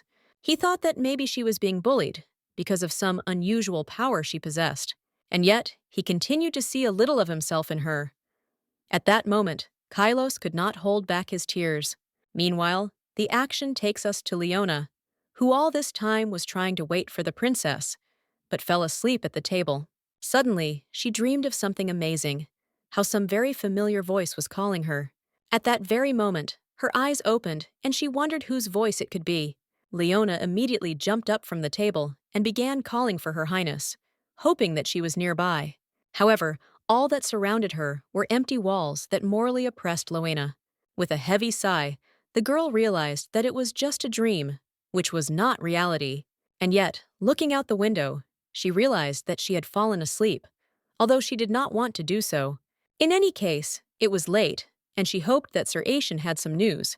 Looking at the cup of milk that the girl held with her trembling hands, she smoothly moved into her memories. She once asked if the princess needed help, to which Ashtart replied that she could easily handle it herself.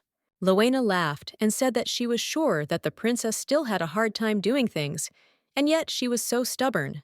In any case, she stroked the girl's head, saying that she was very proud of her. Tears involuntarily flowed into the same cup, one after another. The girl hit the table, realizing that if she had known all this, had known how everything would be, she would have protected the princess like the apple of her eye. How could she not feel that something had happened to her? She asked herself this question as she slammed the table over and over again, blaming herself for letting it go to waste. She continued to cry, talking about how she had promised that man that she would protect the princess. Fortunately, the girl eventually decided to come to her senses, so when she started breathing, she calmed down. And what's more, right at that moment, someone knocked on the door, which gave rise to faith in something good. The girl raised her head in bewilderment, not understanding who could have come so late. However, as soon as she suggested that it might be the princess, Lena jumped up from the table. She assumed that the girl could have simply gotten lost and wandered for a long time in an unfamiliar place. With these thoughts, the girl approached the door, and as soon as she opened it, she decided to greet the princess. But she was in for a disappointment, because it was not she who stood before her, but Sir Ashen. The girl began to ask if he had found her, if there was any news about the princess. She did not believe that there was nothing at all. However, the guy sighed heavily and confessed who had actually come to her. At this moment, the crown prince emerged from the bushes and said that there was something about the princess that he wanted to ask Lena personally. The girl's face instantly changed, and she asked His Highness what brought him here. Moreover, she was more surprised by what the high priest told him, because he ordered not to enter the empress's palace. Mirajin himself remembered exactly how the high priest addressed him, saying all these words. At that moment, the door began to close, but Mirajin grabbed it and began to speak. The guy said that if he had already been here once, then he could come here a second time. And of course, we knew that he was already here, but he was not here of his own free will. And yet, as soon as he visited this place, everything in his life began to go wrong. The action is postponed for some time. Mirajin was sitting in his office and asked the high priest in surprise why he came. The man asked in surprise, did he really have a reason to visit him, after all? His Highness is the little son of the empire. Mirajin immediately said that if he wanted something, he had better hurry up and say it right away. The man laughed and assumed that the prince was in a bad mood. The man wished for the prince to receive divine inspiration today. Having explained, he specified that the dangerous man should approach Princess Amaryllis. The high priest hoped that the prince would protect the Princess of Light. Mirajin only sighed heavily. He found it amusing to hear something about divine inspiration, and the influence of the high priest had grown significantly since the time of the prophecy, so his predictions were completely believed. Mirajin repeated the man's words and asked if he really wanted him to take on such an important role as protecting the Princess of Light. The high priest laughed and asked if he knew of any other magicians who were more talented than him, and yet Mirajin was absolutely sure that if we were talking about strong magicians, then there was another one, someone with potential far beyond his own magical powers.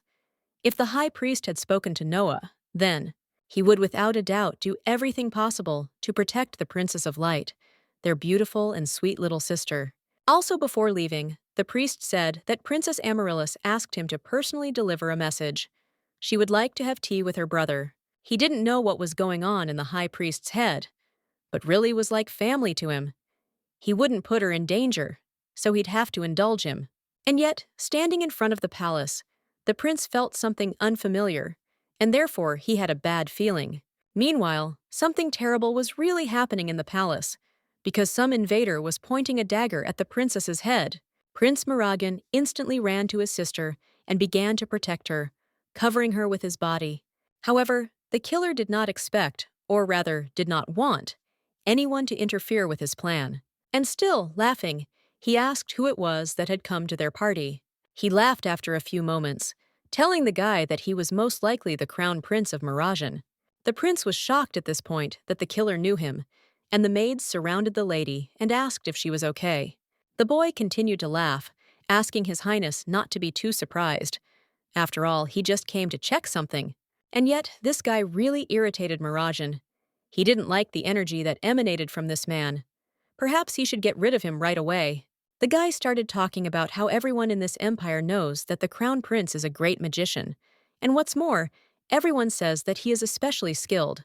Since he is so talented and has Rotsek attack magic, he would like to show off the spell he learned.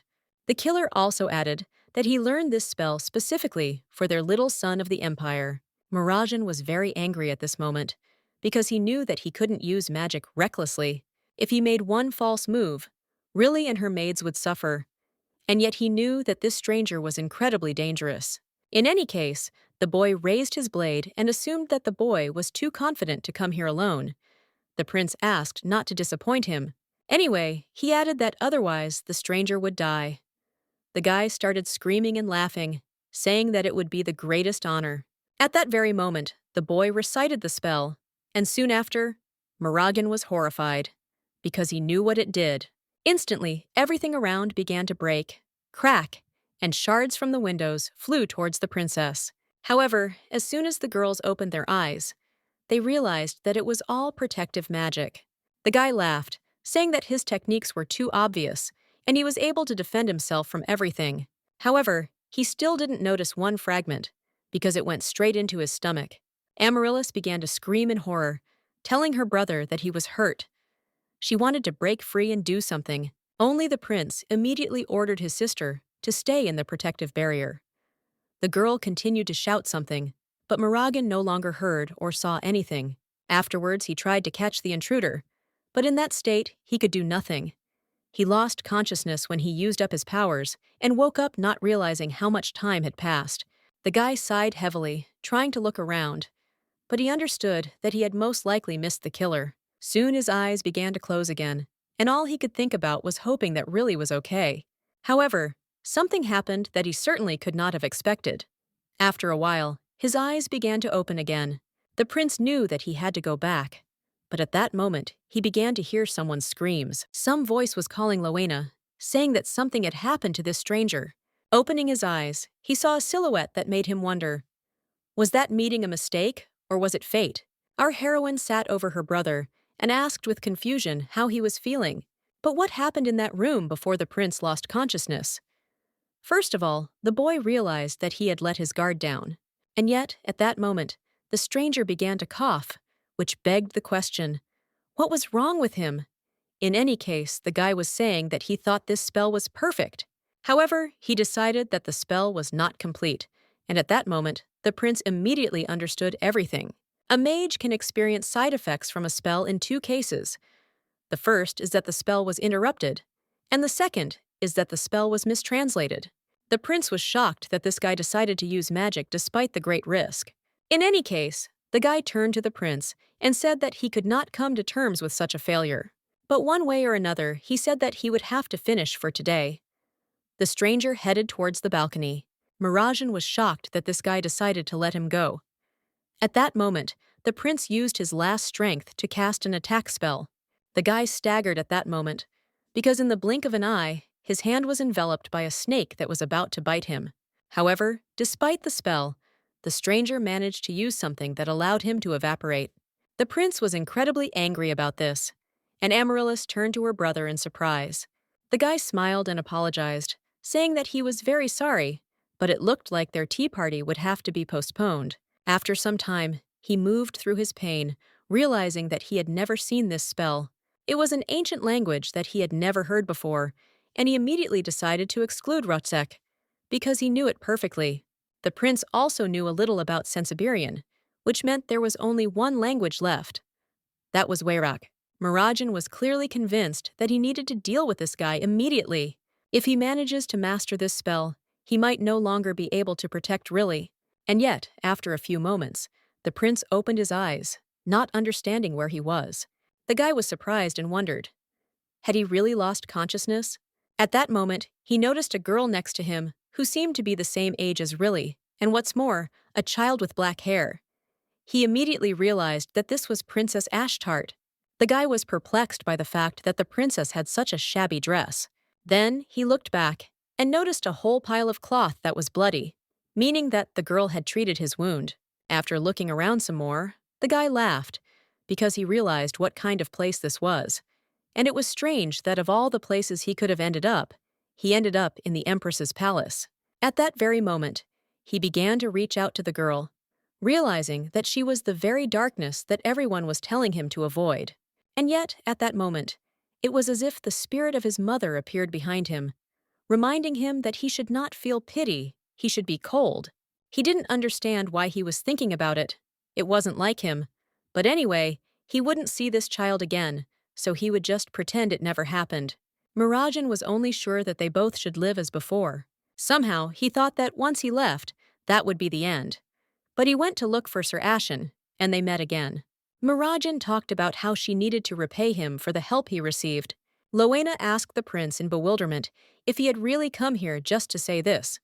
But the prince replied that that was not all. The guy said that she herself told him to leave the princess alone, which is what he had been doing until now, and if he could have it his way, he would have done it. And yet he was interested in something else. The guy began to examine the abandoned palace of the Empress. He cried out in bewilderment and asked what these ruins were and how the princess could live here. Looking at the Ashtart maid, he said that he had to see everything for himself, so he asked to be taken to the princess's room. Soon they started to climb to the second floor, but Ashen almost fell on one of the steps. The guy asked in confusion if it was dangerous.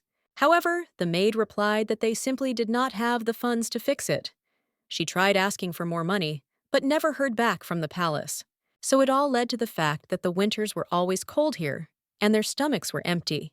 And lastly, to make the prince feel even worse, the girl said that their hearts were constantly squeezed with sadness. Lena also explained that she has been watching the princess all this time, clinging to the hope that she will one day meet her family. And yet she turned around, saying that the princess was completely incapable of being offended by people, and she was afraid that someone might cause her too much pain. After some time, they came to the princess's room, and the girl opened the door to His Highness. At that very moment, he saw a half-ruined room. Yes, a decent room, if you think of it as a servant's room, and not as a room belonging to a member of the royal family. He wondered if no one knew about the deplorable state of the palace. Soon the boy remembered how the girl said that she had almost nothing. The prince simply did not know how bad things were for her, because the princess did not even have money for dresses, except for those he gave her. There were old and worn-out dresses. Bitterness and pain squeezed the prince's heart from the realization that the princess wore the same clothes all the time. The clothes she covered herself with looked much cleaner than this. At that moment, he remembered how, in front of everyone, he thanked the princess for covering him with some torn things. He was just wondering why he said that nonsense. But nevertheless, at that moment, he noticed something unusual. One single thing caught his eye that was significantly different from the others. Grabbing his brother's cloak, the prince asked in confusion why it was there. The guy turned to the maid and ordered her to answer his question about where she got it. He had no doubt that this was the robe that Noah always wore. It was now that the prince realized that Noah had not worn his robe at all lately. The guy began to assume that his brother had met Ashtart. But then why didn't he tell him about it? Lena suddenly said that it didn't matter, because she had asked the princess many times to throw it all away. The prince asked what she was talking about, and the girl said that she was talking about the robe. The girl said that she wanted the princess to throw it away, but the princess considered it the first gift she had received from her family, so she treasured it. The action takes us back some time. The girl asked what the princess had in her hands. Was it really the crown prince? But Ashtart said it was someone else. Lena asked again in surprise, to which the girl said that he gave it to her and said that it was his family duty. The girl even asked if it was too clean, otherwise she wouldn't be able to wear it, as she was afraid that it would get dirty. At this moment, the maid, perplexed, asked the princess if she really loved His Majesty and the princes, despite the fact that she had never seen them. Our heroine asked in surprise what was wrong, and Lena, perplexed, asked if she really couldn't help but love them, even if she begged for it. The prince at this point angrily interrupted Lena and asked what Ashtart had answered. The girl said that she wanted it, but it was not easy for her to change the way she felt. These were the words that the princess said. Lena started to cry, and Ashtart comforted her, saying that she had taught her this, to love no matter what. The girl asked how she could hate them. The prince cried out in bewilderment and asked if that was really why she lied to the princess. She just didn't want to give false hope, and that's why she lied about the dresses? The maid replied that this was indeed the case, and then she added that His Highness could not turn back time. She explained that this was why she wanted the girl to simply forget everything and not get attached. Mirajin realized that all this was weighing heavily on his soul. He was angry and made it clear that he was not in a friendly mood. However, he also knew that all these unknown feelings scared him. But the question was different. Will he be able to justify himself, despite everything that the princess had to go through? He immediately began to think that he could at least once contact her, if he did it. However, after a few moments, the guy, without further ado, simply began to laugh. Suddenly, he declared that he now understood everything for sure. He began to analyze everything that had happened and all the factors. Ashtart's worn-out dresses and her tears. It wasn't that he didn't notice. It was that he didn't care. But at the same time, something drew him to her. An unknown force made him want to see her again. Moreover, the unexpected meeting made him happy, and it seems that at that moment, he already subconsciously accepted her as a sister. But when he heard the request for a dress for Lena, he was angry at those who did not help her. And when she called him her brother, he felt guilty because he never cared about her. At that very moment, the guy knew for sure that he just wanted to see her smile. A moment later, tears began to roll down the prince's cheeks, and he only realized that he regretted everything, because he was guilty. And yet the action finally takes us to our heroine, who has been unconscious all this time. Suddenly, the girl began to wake up.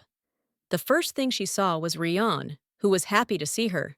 The girl asked in confusion if she had really lost consciousness again after using magic.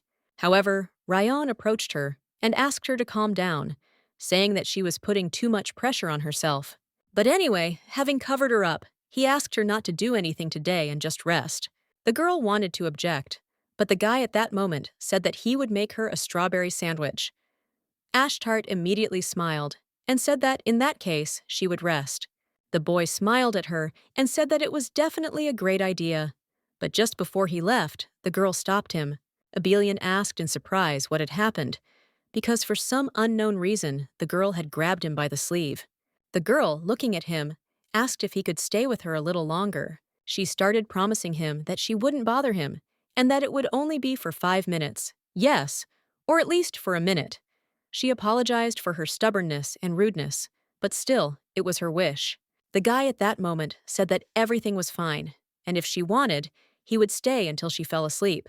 But still, he wondered who had told her that asking him to stay with her was a stubborn act. However, at that moment, our heroine definitely felt the feeling that Reunited was very similar to Lena when she was angry. Our heroine couldn't even remember the last time Reunited was so angry. She suddenly remembered him asking what milk she liked best. But even then, he hadn't been this angry. So she thought of something else when he said that she didn't think highly enough of herself. The girl assumed he was worried about her, just like he had been then. Anyway, she said that it wasn't like that at all. Ashtart admitted that she was simply very scared. So she said so. She has never been so stubborn and willful, even with the only person who loves her. Reunited asked in confusion if she was afraid that everyone would hate her. The girl replied that even her family did not love her, so she was afraid that he would simply leave her. However, looking at the girl, he understood that the only one of them who would leave was she. The guy at this point turned to Ashtart and suggested that living here wasn't that bad. He was leading up to the point that he wanted to say that she could stay here longer. And yet he sighed heavily, saying that it would be unfair to Lena, who was waiting for her. The girl sighed at that moment and said that this was indeed the case, so she needed to go back. The man she worried about so much at night that it kept her awake. This person was Lena, and she often wondered why it wasn't one of her family members. If only she had a chance to go back and fulfill her dream. That is what she prayed for until her last breath in her past life. The girl looked at her hand and said that she wanted to be loved by everyone for a long time, and she didn't think it was wrong. Abellon took her hand and said that she certainly had the right to wish for it, but still she could not force everyone in this world to love her. That's why he said she shouldn't love everyone. At that moment, he put something in her hand. Abellon handed her a lily of the valley hairpin and told her that she already had someone who loved her. At that moment, the girl screamed in bewilderment, saying that she was incredibly happy to see her hairpin. Nevertheless, the guy began to apologize and say that he did not hide it on purpose, or rather, he knew that he could not. But instead of screaming or being offended, the girl ran up to him and hugged him, starting to thank him. The girl began to cry, continuing to thank Rion for finding her hairpin. Abellon knew he felt sorry for her and thought it would be better for her to stay with him. Still, he was selfish, and it was frustrating, but he couldn't keep her here against her will any longer. But he still knew he didn't want to be the reason someone had trouble again. He turned to Ashtart and told her that she didn't have to try so hard to be loved, because in his eyes, she was more than deserving of love. And yet, thanks to these thoughts, he understood that he had to let her go to the man who was really waiting for her return. After some time, the girl was finally able to fall asleep, and Rion made sure of it. Soon the boy began to carry the book of magic, suggesting that it would be better for the two of them if they could meet a little earlier. Still, he was shocked at how quickly she learned to use magic. He didn't know if it was talent or if the girl simply had such a strong desire. Either way, Rion knew it was too late for him, but she still had a chance. The funny thing was, he had never believed in fate until this moment, but now he really hoped that their meeting wasn't a coincidence. Anyway, he left this book for her, but he hoped that she would find it as late as possible. After a while, our heroine woke up, although her body felt heavy. She decided that she had simply been pushing herself too hard, as Rion had said. By the way, he said that if the spell is not finished or interrupted, it is very exhausting for the magician who used the spell. And yet she thought she knew a lot thanks to the Book of Magic. But in reality, Rion definitely knew more. At that moment, the girl realized that when Rion held her, she felt as if the magic had been torn apart. Ashtart suddenly thought that he might have stopped her on purpose so that she couldn't return home. The girl started laughing at that moment because she assumed that she was thinking about some nonsense. She began to put on the hair clip, realizing that Rion would never do something like that because he always helped her for free. It didn't seem like there was any benefit to him from her being here. But then, what reason would he have to hold on to her? One way or another, the next thing the girl thought about was where Rion had gone, since he wasn't even in the next room. She knew that he usually sat in the next room, or sometimes came to her with food. Something was wrong that day, but her thoughts were interrupted when the girl noticed His Highness's book right in front of her. The girl knew for sure that at such a low height, she could reach it without any problems. At that very moment, the girl began to reach for the book, hoping to get it, and she had very little left. But nevertheless, soon she simply fell to the ground, realizing that she could not reach. But what to do now? Ashtart immediately remembered that she had once already looked for a way in a book to return home. But at the same time, she learned several other useful spells. The girl smiled, suggesting that she should try out her new knowledge. After just a few moments, the book literally jumped out of its place and fell into Ashtart's hands. The girl shook herself and decided that she should be careful. Otherwise, she could get hurt. There was no way she could ruin the book, because she would still have to give it back. Otherwise, His Highness would be very angry with her. And yet, if she could return, the girl decided that she would first need to return the book to her brother and apologize. She needed to be brave and just talk. The action moves to the Florence Palace. On this day, even a dark cloud hangs over the building, symbolizing the problem. The prince shouted in bewilderment and asked Ashen how long he was going to keep apologizing, since time was passing and his reports were not changing. The guy sighed heavily and apologized, saying that they were doing everything they could. He informed that they had begun to inspect the lily garden where the princess was last seen, and even if magic had been used, they would have come across traces, but Mirajin, holding his head, interrupted the captain of the guard and said that he knew without him that they had found nothing. The guy assumed that they had made no progress since yesterday. But then what was the point of their efforts if they hadn't learned anything new? He said the longer they tried to find Ashtarta, the more likely it was that her disappearance would become known.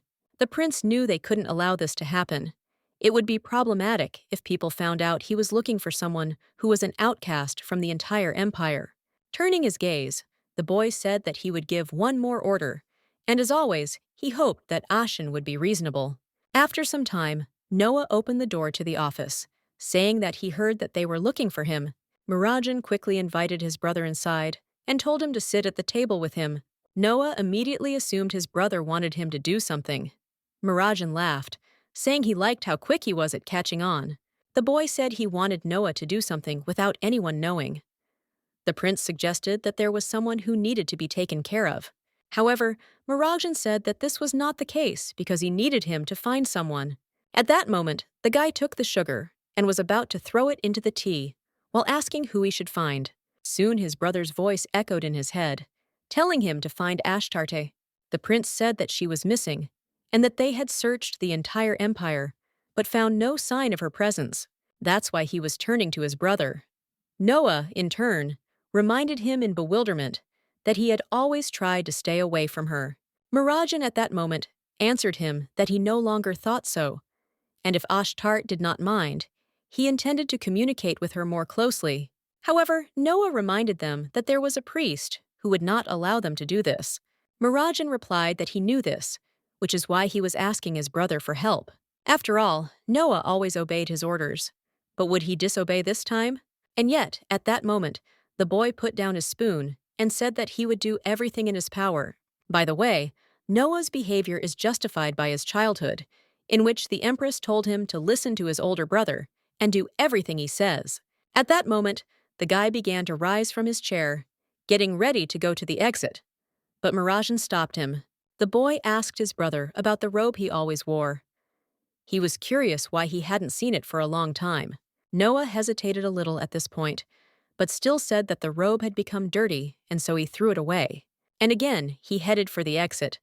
But at that moment, the prince asked in surprise whether he had by any chance given this robe to Ashtart.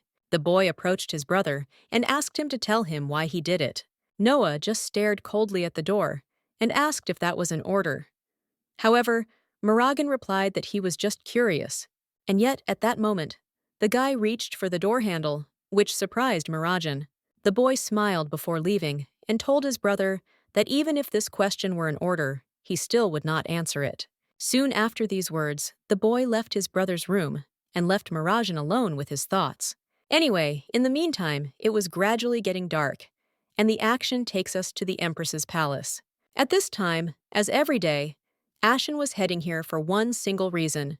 Having already approached the door, she reached out to knock on it, but she didn't even have to knock, because the door was opened by Lena, who was exhausted. After a while, they were inside. The knight asked in surprise if she had really been waiting for him.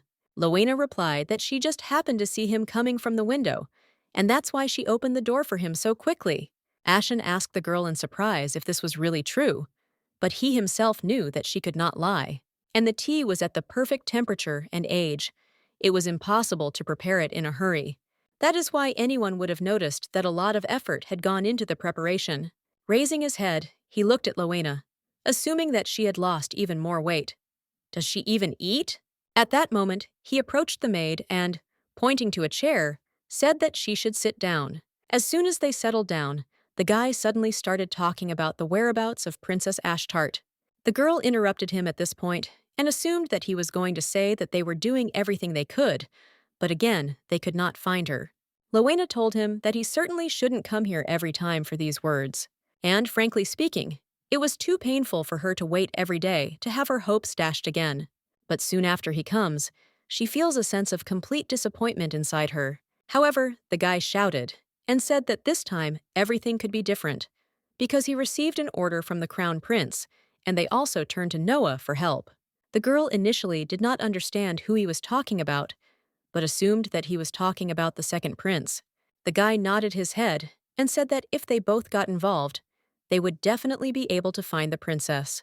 That is why, looking at the maid, he asked her not to worry, because everything will be fine.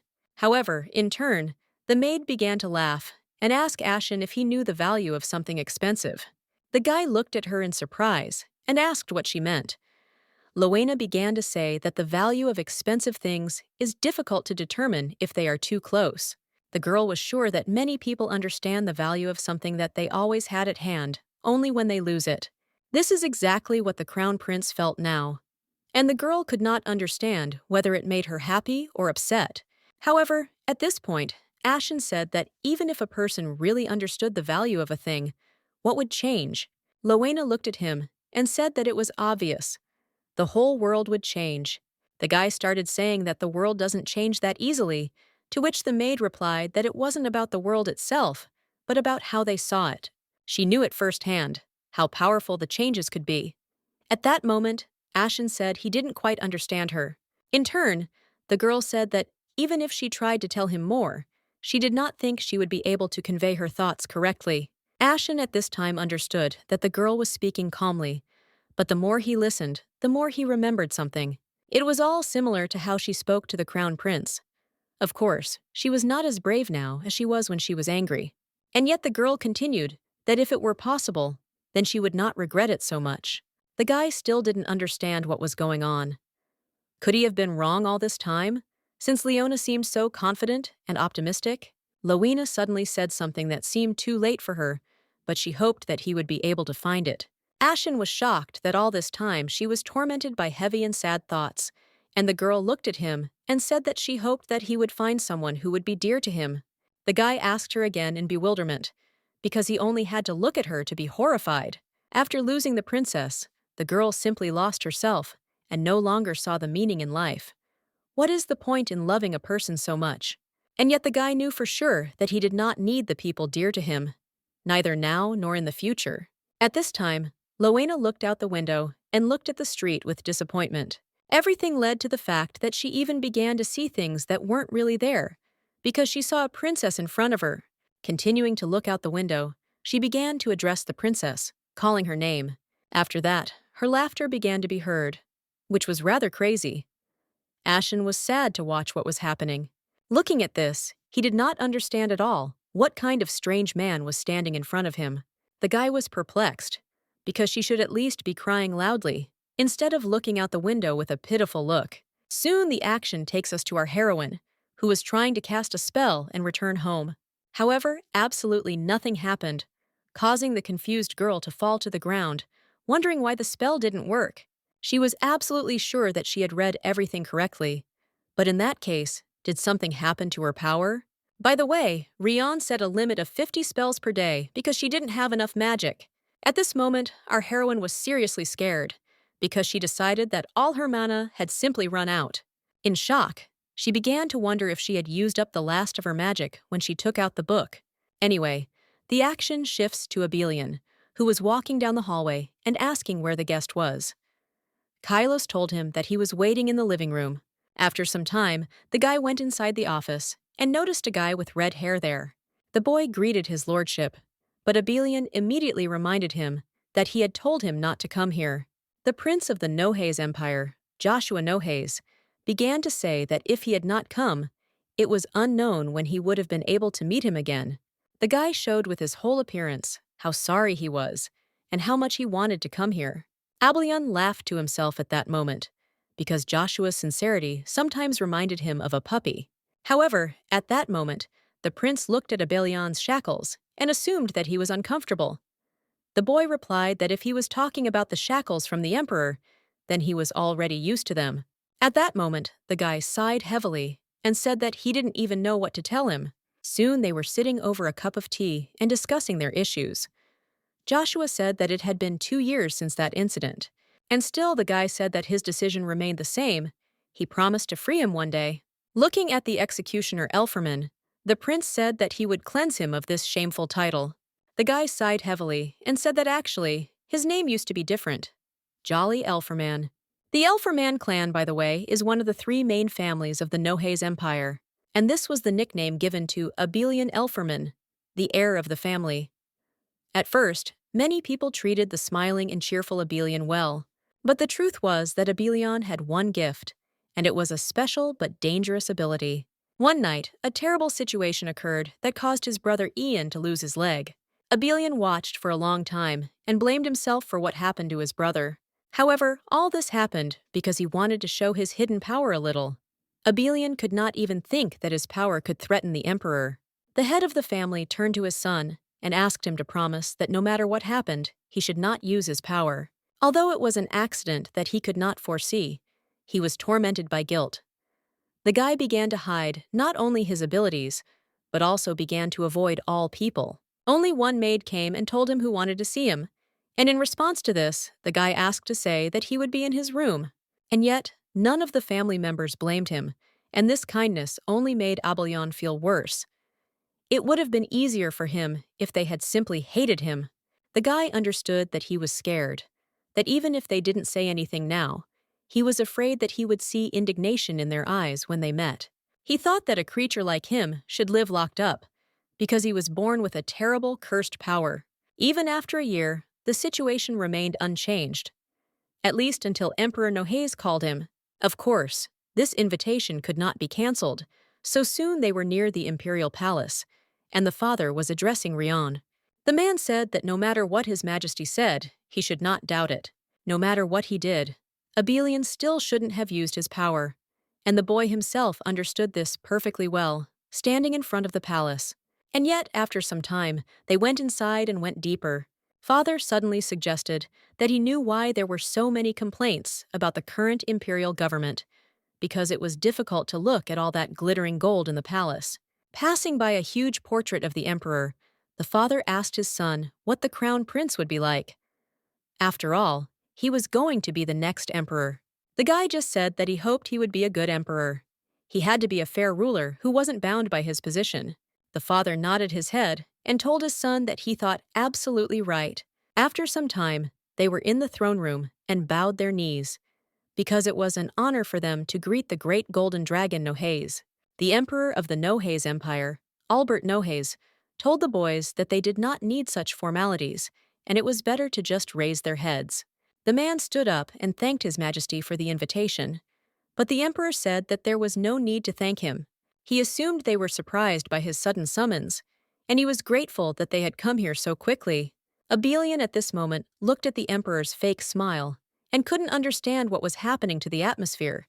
It seemed that something was wrong here. Soon the emperor came closer and said that there was only one reason why he had called them.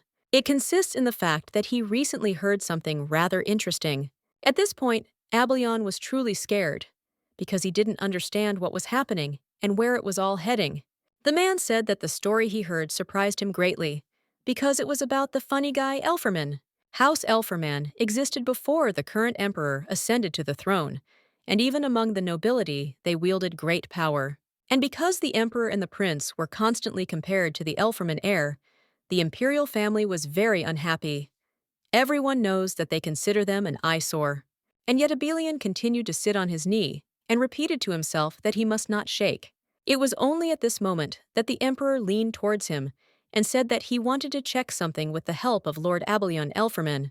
The man asked him if it was true that he could read Varrock and could use destruction magic. The guy was perplexed, because he didn't understand how the emperor knew about this, because he never used it again. Anyway, Albert asked the guy in surprise why he couldn't just answer him. If it wasn't true, he could just say so. And still, if he behaved in this way, then he could only suspect something was wrong. Abellon was puzzled, because the Pope tried so hard to keep it a secret. Then why? And if the emperor already knew everything, then there was no point in denying all this.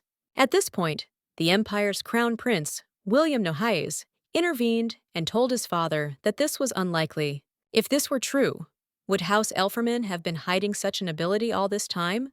The emperor thought about it and decided that this was also true, because the noble house of Elferman would not try to start a rebellion using a merry fellow. At this point, Abellon's father began to tell the emperor that his son was an ordinary man. After that, he turned his head and looked at his son.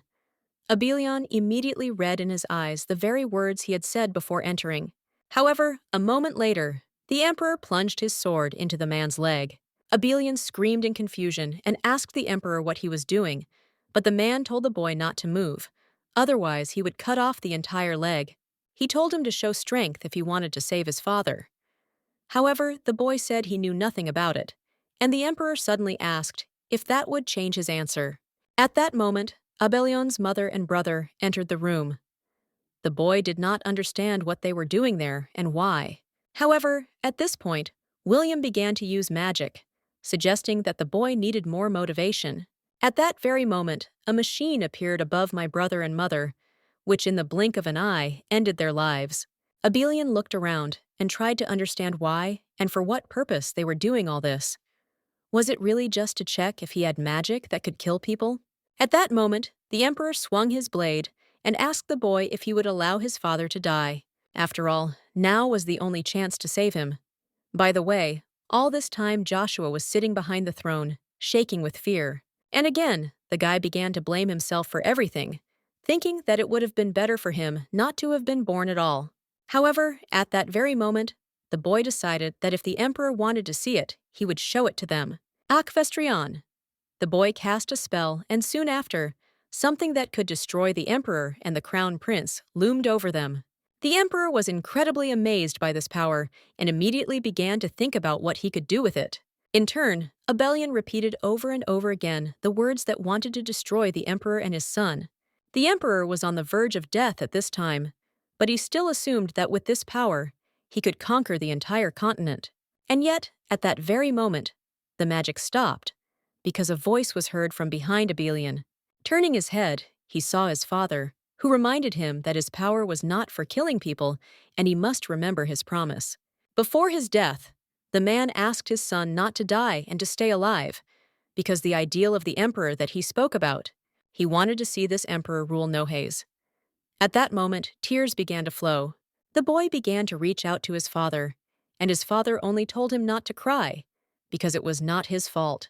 Soon the man fell to the ground and said nothing, but Abellon continued to scream, asking him to get up. He asked his mother and brother not to leave him alone. He hadn't even earned their forgiveness yet, so what was he supposed to do now? Apparently, this was Albert's plan all along. In exchange for his family not being considered traitors, the merry Elferman was falsely accused of murdering his family. The Elferman executioner. It was a disgrace he had accepted in order to stay alive and fulfill his father's dying wish. Well, Joshua knew about these nicknames anyway. The boy reminded the prince of how he had watched everything that was happening around him. However, at that moment, the guy just looked down, realizing all his guilt. Abellon was lost in his thoughts at this point, as the boy asked him if he was really going to follow the emperor's will. And yet, how stupid it was. Abellon could not understand what the point was in living according to the will of the emperor. Looking at his shackles, he knew that it was simply not time yet. This was something he had been thinking about for a long time. And yet, on his way, he met one amazing girl who changed his thinking. The boy at this point turned to the prince and asked him what he thought a good emperor did. Joshua thought for a moment and said that an emperor must be just, a ruler who is not constrained by his position. He thought that the lands needed someone who could bring peace and lead the entire nation. At this point, Abellon froze in shock as he tried to comprehend what he had just heard. These words were painfully familiar, because these were the same words his father had said to him when he said goodbye. Soon Abellon said that they had a coincidence, because he thinks exactly the same. That's why the guy said he wasn't going to live in the shadows anymore. However, at that moment, there was a noise. Joshua, at that moment, jumped up from his seat and, turning to his lordship, asked what had just happened. The guy immediately asked Abellon if he had another guest by any chance. Abellon replied that there was no one, and most likely it was just something that fell. However, he felt that the magical aura was weakening. The guy thought, had she managed to return safely? By the way, as far as he understood, the escaped maid sold information that he could control destructive magic. She made a deal with a masked man who introduced himself as an imperial mage. This information was then passed on to the emperor. These damned imperial mages were disgusting. But nevertheless, the guy did not sleep, realizing one thing. He could still feel the magic, so he immediately began to assume that it was someone sent by Albert. However, the unwelcome guest was not the imperial mage, but a frightened girl. Even though she could cause trouble, he began to worry about her. In her, he seemed to see himself, the lonely child from the past. Maybe that was why, next to her, he felt that he was no longer alone. And even in the midst of this nightmare, in which it was scary to even breathe, he began to see the light, although he was sure that she had already returned. And yet he knew for sure that he was not going to part with her forever. Just at that moment, our heroine finally managed to use magic, and soon it disappeared. In turn, Abellon knew that if she could not stay here, then he would go and find Ashtart. At this point, Joshua approached the guy and said that he would like to talk to him about the current emperor. But Abellon thought that Ashtart had called their meeting fate, which meant that if it existed, they would definitely meet again. The action moves to our heroine, who, with incredible luck, was still able to return back. She thought about it and assumed that she hadn't been able to return before simply because she lacked concentration. Anyway, at that moment, she decided to look around to see where she was, because it didn't look like the Empress's castle. Our heroine knew for sure that she had never been here before, but she assumed that Lena was somewhere nearby. After all, this spell was supposed to take her to the one who missed her. The girl simply couldn't understand why the maid was sleeping here. She was sure that Lena was the only one who would look for her. But at that moment, someone grabbed her hand. The Emperor of the Firenze Empire, Orvan Firenze, asked the girl in bewilderment who she was. At that moment, our heroine noticed the green eyes and realized that they were the same color as the prince and princess. The girl decided that this was obviously an inherited color, and that could only mean one thing. However, at that moment, something happened that the girl could not have expected.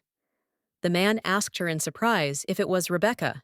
Our heroine did not understand what was happening, and the man continued to talk in bewilderment about how she had simply abandoned and left him. Had she really come back just to mock him now? Soon Orvan lowered his eyes downwards. In turn, Ashtart took her hand back in bewilderment and told the emperor that she did not know what he was talking about. Soon after, the girl said that Rebecca was dead and had been for a very long time. Ashtart was outraged that she was compared to her mother, but the girl said that she is not her mother.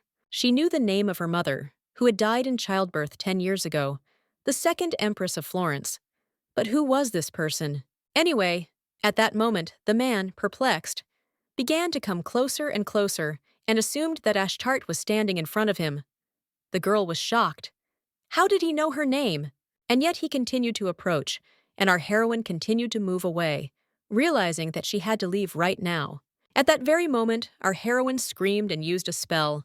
Instantly, all the dust flew into the air, because it was wind magic, which was very effective. However, the man did not understand what was happening, so he immediately grabbed his sword. As soon as the girl noticed that this madman wielded a sword, she knew she couldn't get caught. The man, in turn, asked in bewilderment whether she was really trying to escape from him. And at that moment, our heroine finally saw a portal in which she clearly saw Lena, who was sitting in her room. However, at that moment, the man threw his sword to the ground and turned to Ashtart. The man began to reach out to her, asking her to wait a little because she had misunderstood everything. However, the girl was so scared that she took a step forward without thinking.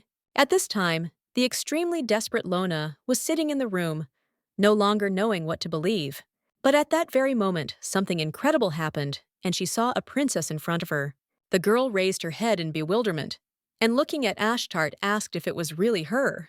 She raised her hand and reached out to the princess, assuming that it was all a dream, but our heroine continued to repeat her name. The girl looked at the maid in bewilderment and asked if she would prefer that she be a dream. Lena instantly jumped up from her seat and hugged the princess as tightly as she could. The girl asked if she knew how hard she had been looking for her. She was incredibly afraid that something had happened to her. Our heroine was very upset because she saw how much weight Lena had lost because of her. The girl asked her to stop crying because it was her fault. The girl cried loudly and asked not to leave her here alone anymore. Our heroine looked at her with tears in her eyes and asked how she could do this, because she never wanted to leave her, because she was the only one she wanted to return to. That is why our heroine knew for sure that she would always return to where she belongs. Soon the action moves to the table. The girl, perplexed, asked if the reason she disappeared from the garden was because she used magic. The girl calmly drank her favorite milk and nodded her head without being particularly distracted, making it clear that everything was correct. But the milk, by the way, was very sweet, and especially when prepared by Lena, it was always excellent. Although at that moment she thought about it, because the sandwiches that Ryan fed her were also delicious. However, Lena at that moment said in bewilderment that this was impossible, because she had never heard the ancient language before. It would take a whole lifetime to master even one. This is why princes who master the language at a young age are called geniuses. Only our heroine said in response to this that she too could not believe it at first, but nevertheless it was true.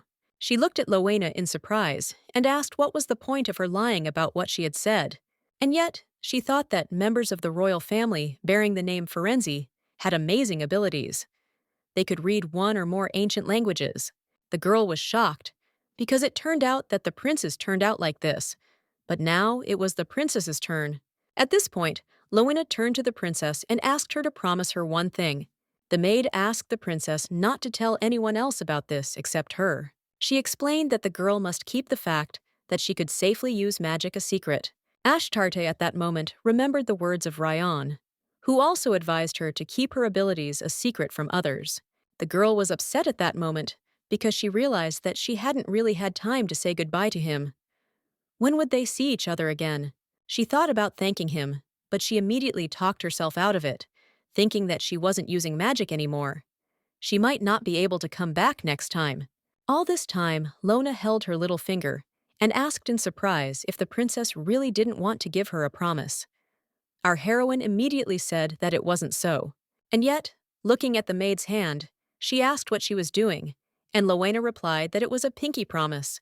When she makes a promise, you need to clasp your little fingers together, and thus you cannot break the promise. Soon the girl did as Lena showed her, and said that she really wouldn't tell anyone. Lena at this point said that if she broke her promise, she would no longer make her sweet milk. Our heroine was horrified by such conditions. She decided that it was too cruel, and Lena just said that this promise was so important. But still, if she keeps this promise, she will prepare milk much more often. The girl immediately proudly declared that she would do everything to keep her promise. She had to hold on for the milk.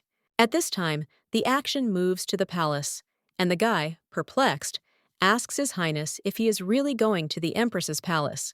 Mirajin replied that he had heard that Princess Ashtart had returned, so he needed to check it out for himself. The boy asked in surprise why he was doing this after not visiting for 10 years. The prince replied that he felt guilty towards the child. Mirajin's assistant, Bermuz, said that if he was not feeling well, then it was even more unwise to go. He should have warned him when the prince was wrong, and he apologized for his impudence, but as a devoted servant, he begged him to give up the idea. Kale wondered what could possibly change after so many years. If he suddenly showed up, would the girl really be grateful to him? He assured him that the princess already had people who had replaced her family, and they were already much closer than he was. And what's more, Kale started screaming, although he certainly didn't want to do it. But still, he shouldn't approach her. He argued that the prince's actions would only cause confusion, but the boy continued to walk straight. Mirajin at this point asked how he could get that right back. Kale, surprised, asked what he meant. Mirajin replied that the assistant said that it was too late and nothing would change, but would anything change if he just sat on the sidelines and did nothing? Kale only realized in horror that he had ruined everything, and the prince was not listening to him at all. The guy now began to talk about what the high priest might find out. After all, the priest of Horiom has the faith of the people of Ferenzi, and if the crown prince does not listen to him, it will only mean that the priest can say that the royal family is leading Ferenzi to destruction. The light will bring endless honor and prosperity to Ferenzi, and everyone also knows that darkness in turn will swallow up the light and lead the empire to destruction. The guy scratched his head with a heavy sigh, realizing that he had no personal claims against Princess Ashtart. But this was a problem. However, at that moment, a voice came from behind him, asking if he should go too. The guy turned around and noticed Prince Noah in front of him, which made him even more shocked. Kale was obviously surprised and wondered since when Noah was here. Mirajin asked his brother in surprise if he was really going to go. However, Ashen followed Noah and said that he was coming too. Kale soon realized that no one was listening to him, so he eventually decided to follow them. But he was still wondering what was going on here. At this point, the maid turned to the princess and asked if she really wanted to stay in these clothes. The girl smiled and nodded her head. Lena told her that she would most likely catch a cold because it was cold outside, but the girl said that she wanted to keep the dresses she had given her. And of course, the girl restrained herself from admitting that it was a gift from the crown prince. With a heavy sigh, the maid handed her a mug of sweet milk, asking her to warm herself up, at least like that. Of course, the girl happily took it and began to drink. Lena laughed and asked if she really liked it that much. The girl replied that it was even tastier than strawberry sandwiches. Lena was surprised at this point because she didn't understand what strawberry sandwiches were being talked about. Had she ever made them? Of course, our heroine told the whole story. The maid immediately decided that the guy named Rion helped her. The girl replied that he sheltered her and then helped her return. The girl was very surprised by this because the guy helped even after he saw the color of the princess's hair. And yet, she is very grateful. Also, at this moment, our heroine said that Ryan told her that her name is the name of an ancient goddess. Ashtart turned to the maid and asked her if she knew who gave her name. With a heavy sigh, the girl said that, of course, she knew the reason and who said it. It was obvious because her mother, the temporary Empress Rebecca, named her that. They said that she met the gods in a dream. Ashtart asked in surprise if her mother really dreamed of the gods. However, gods never appeared in people's dreams, only if they were people with divine abilities. Lena said that it was all true, because the Empress was a candidate for the High Priestess, and she knew Sensiberian. Our heroine was shocked, and yet the gods from the dream told the girl that they heard her dream of a child. They promised to give her a child with strong divine abilities. That is why they said that this baby will be given the name Ashtarte.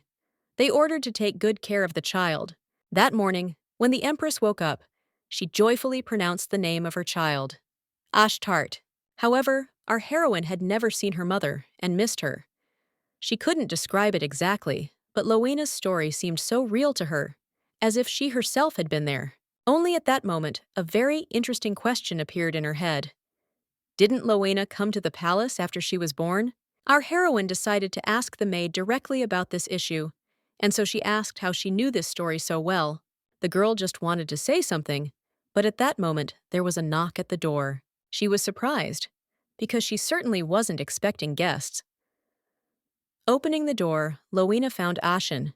The girl immediately assumed that he had come here to see the princess.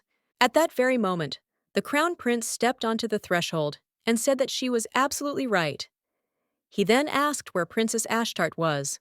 The girl, perplexed, began to turn to His Highness and tell him to wait, because he couldn't just come in. The girl also looked ahead and noticed the puzzled Prince Noah. What are they all doing here? She looked at Ashen, realizing that this was partly his doing. The girl could not contain her anger. However, Lena reminded what she said last time.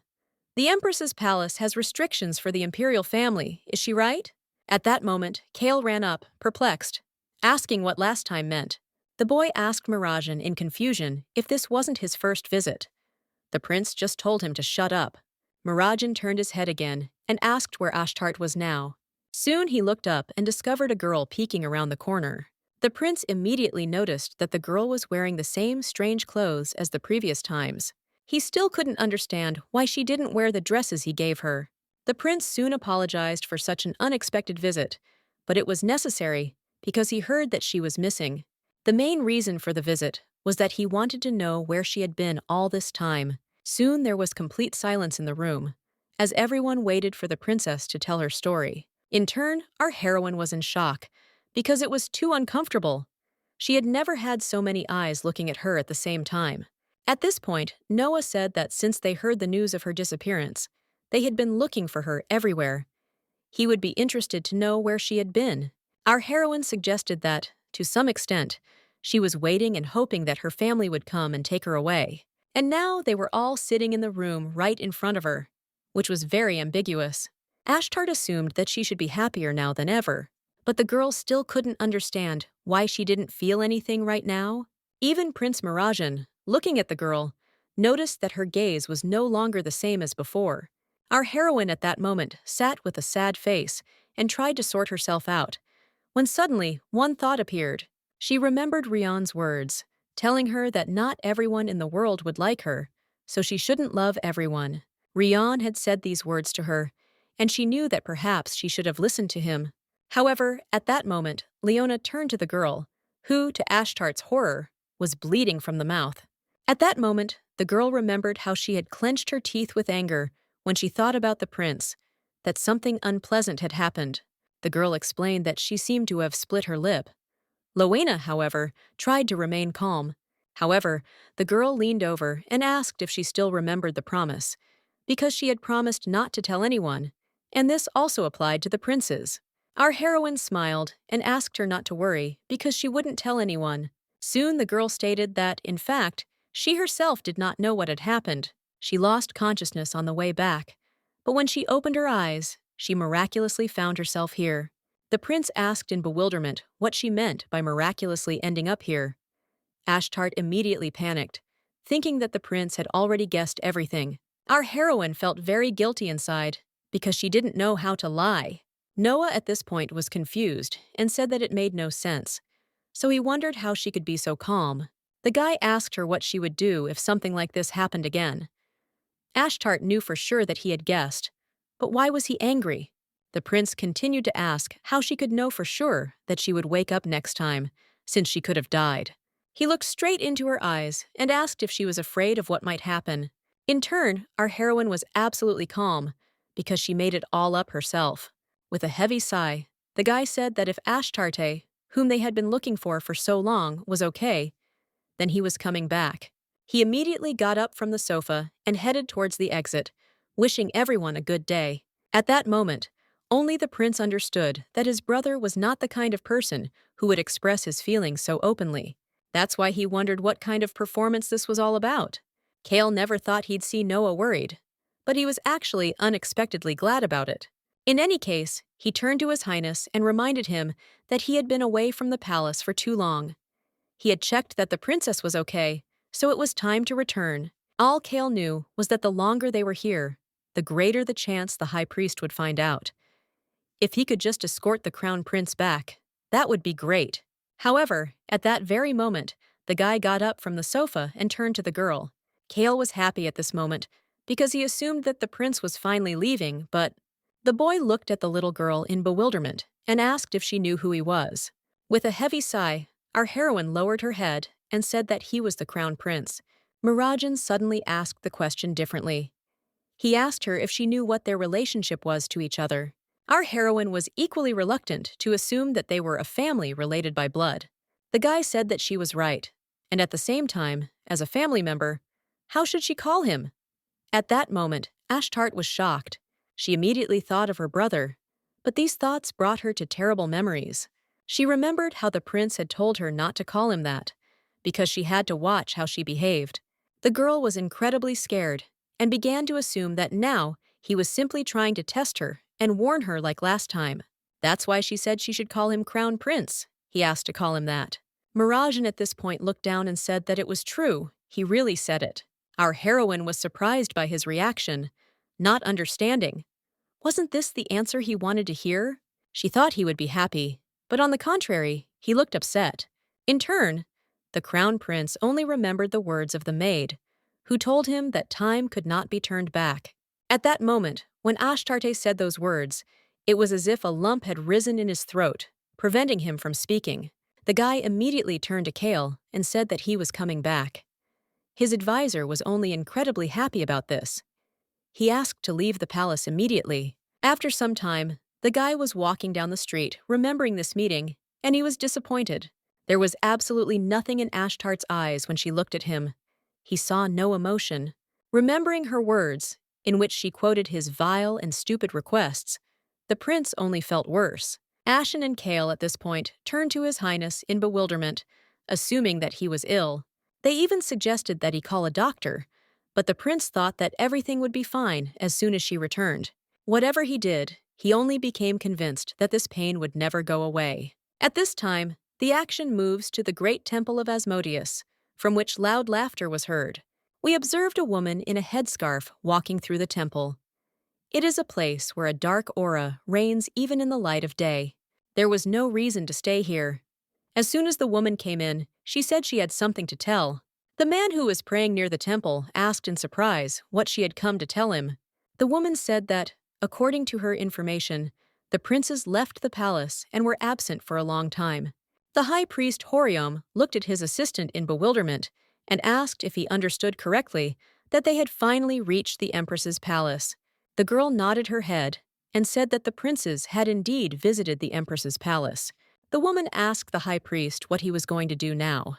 The man simply asked in surprise why she was nervous, and said that there was nothing here that she should worry about. He reminded her that she told him that they needed to isolate the Dark Star and protect Firenze. The girl began to say that nothing had changed her intention to protect the land she was born on. But watching the princes, she began to worry. At this moment, the high priest looked at the girl in bewilderment and asked if she was really afraid that the crown prince would find her. After all, he would then find out that it was she who had cut the funds for financing the empress's palace to a ridiculous amount. But she had been doing this for quite a long period of time. Looking at the woman, he laughed, assuming that she was living well. At that moment, he pulled the scarf off her and, turning to the head maid, asked if he was thinking correctly. Anyway, the woman said that all the evidence was in the accounting book. The man waved his hand and said that he would handle it, so he asked her not to worry and returned to the palace. The head maid was confident that he wouldn't let her down, so even though she was worried, she had to trust him. However, at this moment, the man turned to the woman and asked how Princess Amaryllis was doing at this time. The woman nodded and said that everything was fine, but Horium told her to tell him if she noticed any suspicious changes. The head maid soon said that she would do anything for the peace of Firenze. Soon the priest was alone with his thoughts, and he realized that his plan was changing slightly. The man had his hand on forbidden alchemy and black magic. One way or another, he was so angry that he scattered all the books that surrounded him. The priest understood that Ashtart had lived quietly all this time, but why was she now trying to go out into the world? And yet, at that moment, he smiled, because he remembered something interesting, or more precisely, that there should soon be a sacred festival. It's a big holiday, so they can raise Amaryllis's reputation this way. He thought about it and decided that if they did this, the problem would go away on its own. No matter what happened, the darkness could never beat the light. The action takes us to a week later.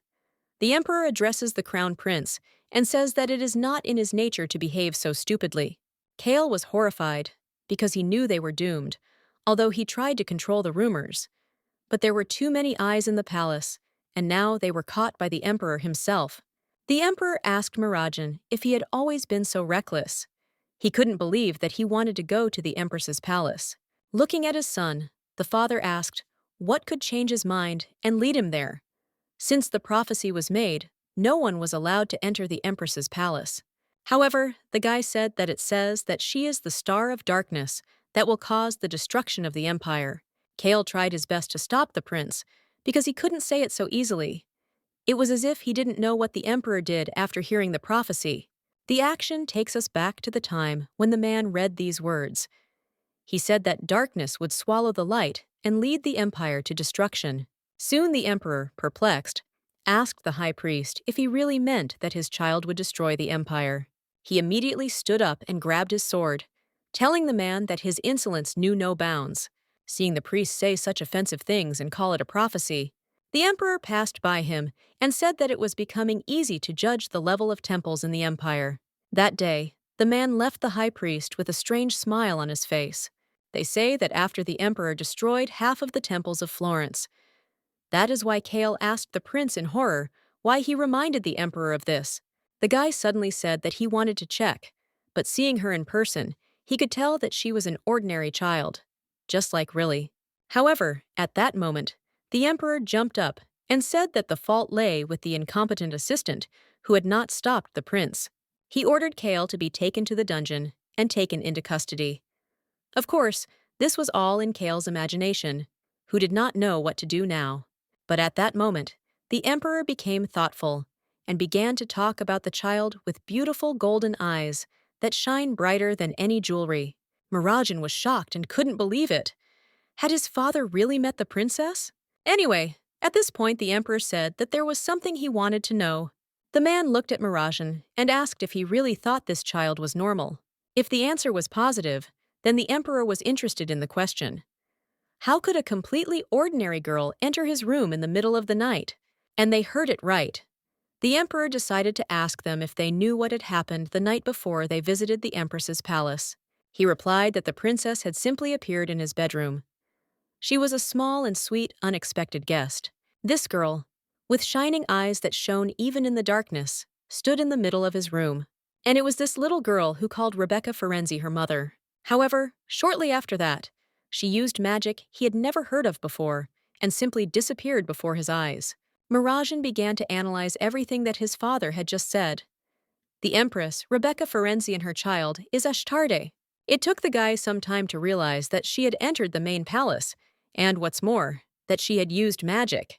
Anyway, the Emperor added that the next day he was told that the princes had visited the Empress's palace.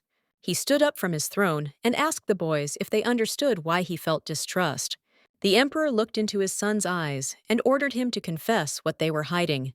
One way or another, the action takes us back to the Empress's palace, where Lena was going to feed the girl. The girl asked Her Highness to guess what was for breakfast today. Soon after several incorrect guesses, the girl said that they would be eating beef stew. Ashtart was shocked because she couldn't believe that Lena was so strong and amazing, but the girl said that it was just nothing to her. She began to pour food for the princess, who was perplexed by the fact that the pieces of meat there were simply huge. At this point, the girl turned to the princess and asked what about buns as dessert after breakfast. The girl replied that she would be happy to eat them with milk. After Crown Prince Mirajin and Prince Noah left, our heroes no longer suffered from lack of food. They no longer had to go to the imperial palace kitchen to beg for leftovers. Moreover, they were offered a large number of ingredients on behalf of the crown prince. Lena almost burst into tears because her princess could finally fill her stomach to her heart's content. And yet, she couldn't believe that the princes were suddenly trying to be nice after everything that had happened. She didn't even want to see them. At this moment, our heroine happily told the maid that she should eat with her because it was incredibly delicious. The girl began to smile, assuming that for now, she could ignore various nonsense for the sake of the princess. After some time, the girl was worried about what would happen as soon as it became known that Prince Mirajin was helping the Empress's palace. But still, they didn't even ask her anything, and yet before her disappearance, Ashtart was so waiting for her family to start paying attention to her. However, this had never happened before, and the way she behaved with the princes last time, quite coldly. Lena had no idea what had happened to the princess she knew. However, at that moment, the thoughts were interrupted, because at that moment, someone knocked on the door of the house. Only when she opened the door did she notice Sir Ashen on the threshold, and was certainly a little surprised. After some time, the guy told the news, but it was definitely not the most pleasant.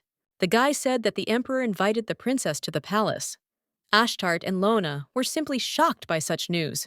At that moment, even the cookie fell from our heroine's hands because she began to shake. She had no doubts about the owner of the room she found herself in. He remembers that she mispronounced the spell, and the man managed to call out her mother's name as soon as he saw her. The girl was incredibly shocked and was only surprised that her father was an emperor. But still, I wondered why he wanted to see her. Maybe it was because she showed up in his room in the middle of the night. The girl began to imagine the worst scenarios and felt uneasy. But the maid pulled her out of her thoughts. Lena looked at the princess and asked her in surprise if everything was okay. Our heroine raised her head and, looking at the maid, said that she did not want to go there. The first excuse that came up was that everyone would be looking at her, and the second excuse was that she might somehow offend His Majesty. It was for these two important reasons that the girl asked to be left at home and not taken anywhere. At this point, Lena began to think that the girl had become so afraid of the outside world. In turn, Ashen was perplexed, because it was all because he couldn't take the princess home. Suddenly, the guy turned to her and asked her not to worry. Our heroine assumed that she would be allowed not to go. Only the guy told her that if anyone crosses the line or looks at her disrespectfully, he will personally destroy everyone. Our heroine understood that there was a problem, because this was not what she meant, and therefore a better excuse was needed. At that moment, our heroine began to scream in pain and bewilderment. The guys immediately jumped up and asked what happened. Ashtart replied that she just had a stomach ache. She was mentally apologizing to Lena for making her worry anyway, but still, it hadn't been that long since she had returned to her, so she didn't want to die young like in her previous life. While the princess was doing her best to act out the pain, the maid said that she urgently needed to find medicine, but Ashen replied that he would bring everything. The girl said that the princess would not be able to meet the emperor in her current condition. Ashen nodded and said that he would convey this to the emperor. Our heroine was very glad that she was able to avoid meeting the emperor, and yet, after some time, A set of all these medicines was brought to their house. Lena was perplexed, saying that there was too much here, that they would last for several years. Ashtart now felt like her stomach was hurting, but from excitement. Soon another letter arrived, in which His Majesty asked to have tea with him today. Our heroine was simply in incredible shock that even today he wanted to arrange something. Sir Ashen at this moment only calmly walked into the living room and put the letters on the table. Turning his head, the boy asked the girl what to tell him this time. And the situation was indeed unpleasant, because the emperor sent invitations 5 days in a row. Each girl found some lame excuse to refuse, but still. One day she caught a cold and didn't want to infect the emperor, and one day she had a nosebleed, which is why she felt so bad. Soon, she even said that she had a dream where she was told that if she left the house, she would break both her legs. In general, the excuses became more and more ridiculous. Each time Sir Ashen came to hear the answer from the girl and left with a disappointed face. Every time this happened, His Majesty sent her painkillers, cold medicine, hemostatic agents, and many other medications. One day he even sent me rosemary tea, which helped with insomnia. Even Lena at some point began to suggest that this would last for 5 years, so it was worth stopping supplies. Our heroine felt guilty because she had refused invitations so many times, and she thought that he would stop looking for her. However, he managed to pull the princess out of her thoughts. Ashen was finally able to reach her. The guy reminded her that he had to give a report today, so he needed an answer. Only then, our heroine suddenly started apologizing again and saying that she really didn't want to go today. After a short pause, the guy asked the princess in bewilderment if it was really only today that she didn't want to go outside. Looking at the girl, he asked if she could go tomorrow or the day after tomorrow. Soon he even got down on one knee and asked what he could do for her.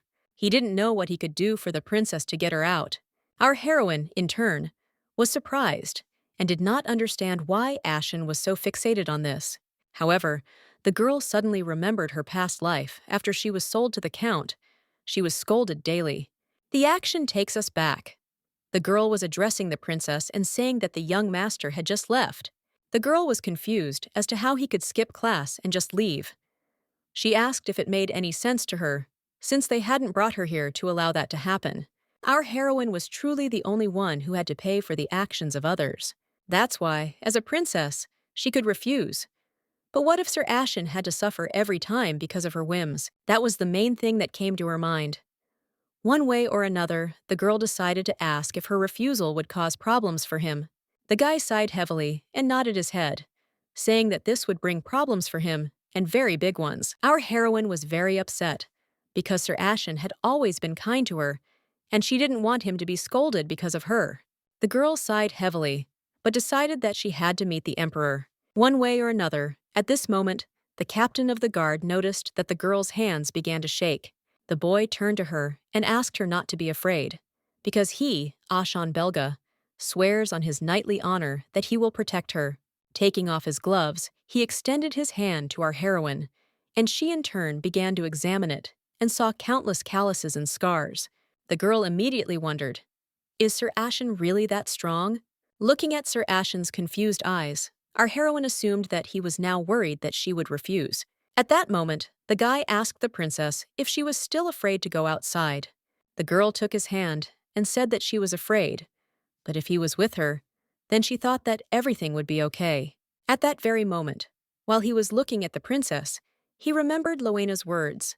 The girl told him that she hoped that he could find someone who would be dear to him. The guy laughed, because, in essence, his world began to change, and this meant that the girl was right. Ashen held the girl's hand and hoped that he found it before it was too late. And yet the action is transferred some time forward, when our heroine finally came to the emperor. The man at that moment looked at the girl and assumed that the medicines he had sent to the empress's palace had helped. Looking at the girl, he said that she looked absolutely healthy. Ashtart now wondered, what should she do?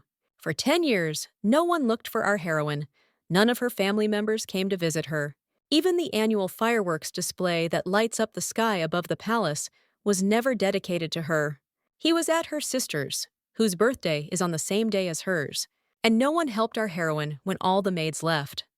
Ashtart was a real forgotten princess. She was the star who was called the Star of Darkness of the Empire, No one heard her pray for her family to come. However, now the girl did not understand why everyone had suddenly become so persistent. It seemed like the girl had always wanted this, but at that very moment, when she received it, the girl was not so happy. The man himself saw that the girl was reacting strangely to everything that surrounded her. He couldn't think of anything better to do than tell her that the food wasn't poisoned. Ashtart asked again in confusion. The emperor laughed and said that for some reason she didn't want to eat. Ashtart asked in confusion if she could eat it, to which the emperor asked if she really thought that food was just for looking at. The girl was surprised, because there really were a lot of different things on the table. Looking at it now, she felt like she was in another world, where she was out of place. And still, even despite all the beauty around her, the girl only became convinced that she was uncomfortable here. At this point, the emperor broke the silence and decided to tell his daughter that she had gone to Rebecca. The man suddenly turned to the girl and asked if she knew what her mother had done to him. Our heroine did not understand what she could have done. He replied that even now, when he thinks about what she did, he is so angry that he has nightmares every day. And still our heroine looked at him and asked in surprise what happened. The emperor sighed heavily and replied that as soon as Rebecca became pregnant, she left him. The most surprising thing is that she didn't want to be near him. She only wanted the imperial descendant. Looking at his daughter, the man asked in surprise if she thought so. Our heroine immediately realized that her father saw her mother in her, especially remembering the night when he mixed up their names. The girl at that moment suddenly said that he hated her mother very much and could not forgive her. That's why she decided to assume that, because of her mother, he hated her too. The man certainly didn't understand this question, so he just asked in bewilderment what she was talking about. Our heroine, in turn, did not understand why he disliked her so much that he never came to visit her. The man wanted to say something in his defense, but at that moment they were interrupted by a guy who was looking for His Majesty. The man asked Dante what happened. The boy replied that the meeting of the Council of Nobles was to begin today. The emperor, perplexed, asked if it was really today, to which Dante replied that now was not the best time for tea. Then the guy turned around, because he wanted to say something to the princess, where she should be now, but at that very moment, he realized that Ashtart was sitting in front of him. The guy screamed in confusion and asked what she was doing there. The girl calmly greeted him. Dante, still in shock, asked when they had managed to become so close to drink tea together. One way or another, the emperor apologized and said that it was time for him to go. Our heroine was not against it in any case. She only thanked him for today's invitation. The man sighed heavily and said that he certainly enjoyed it. And yet, looking at the girl, he said that literally everything about her reminded him of Rebecca. Ashtart was having a hard time at that moment, because suddenly being rejected by someone you loved was a terrible thing to even think about. She seemed to be able to partly understand why they did not come to visit her, but she was still very disappointed by this.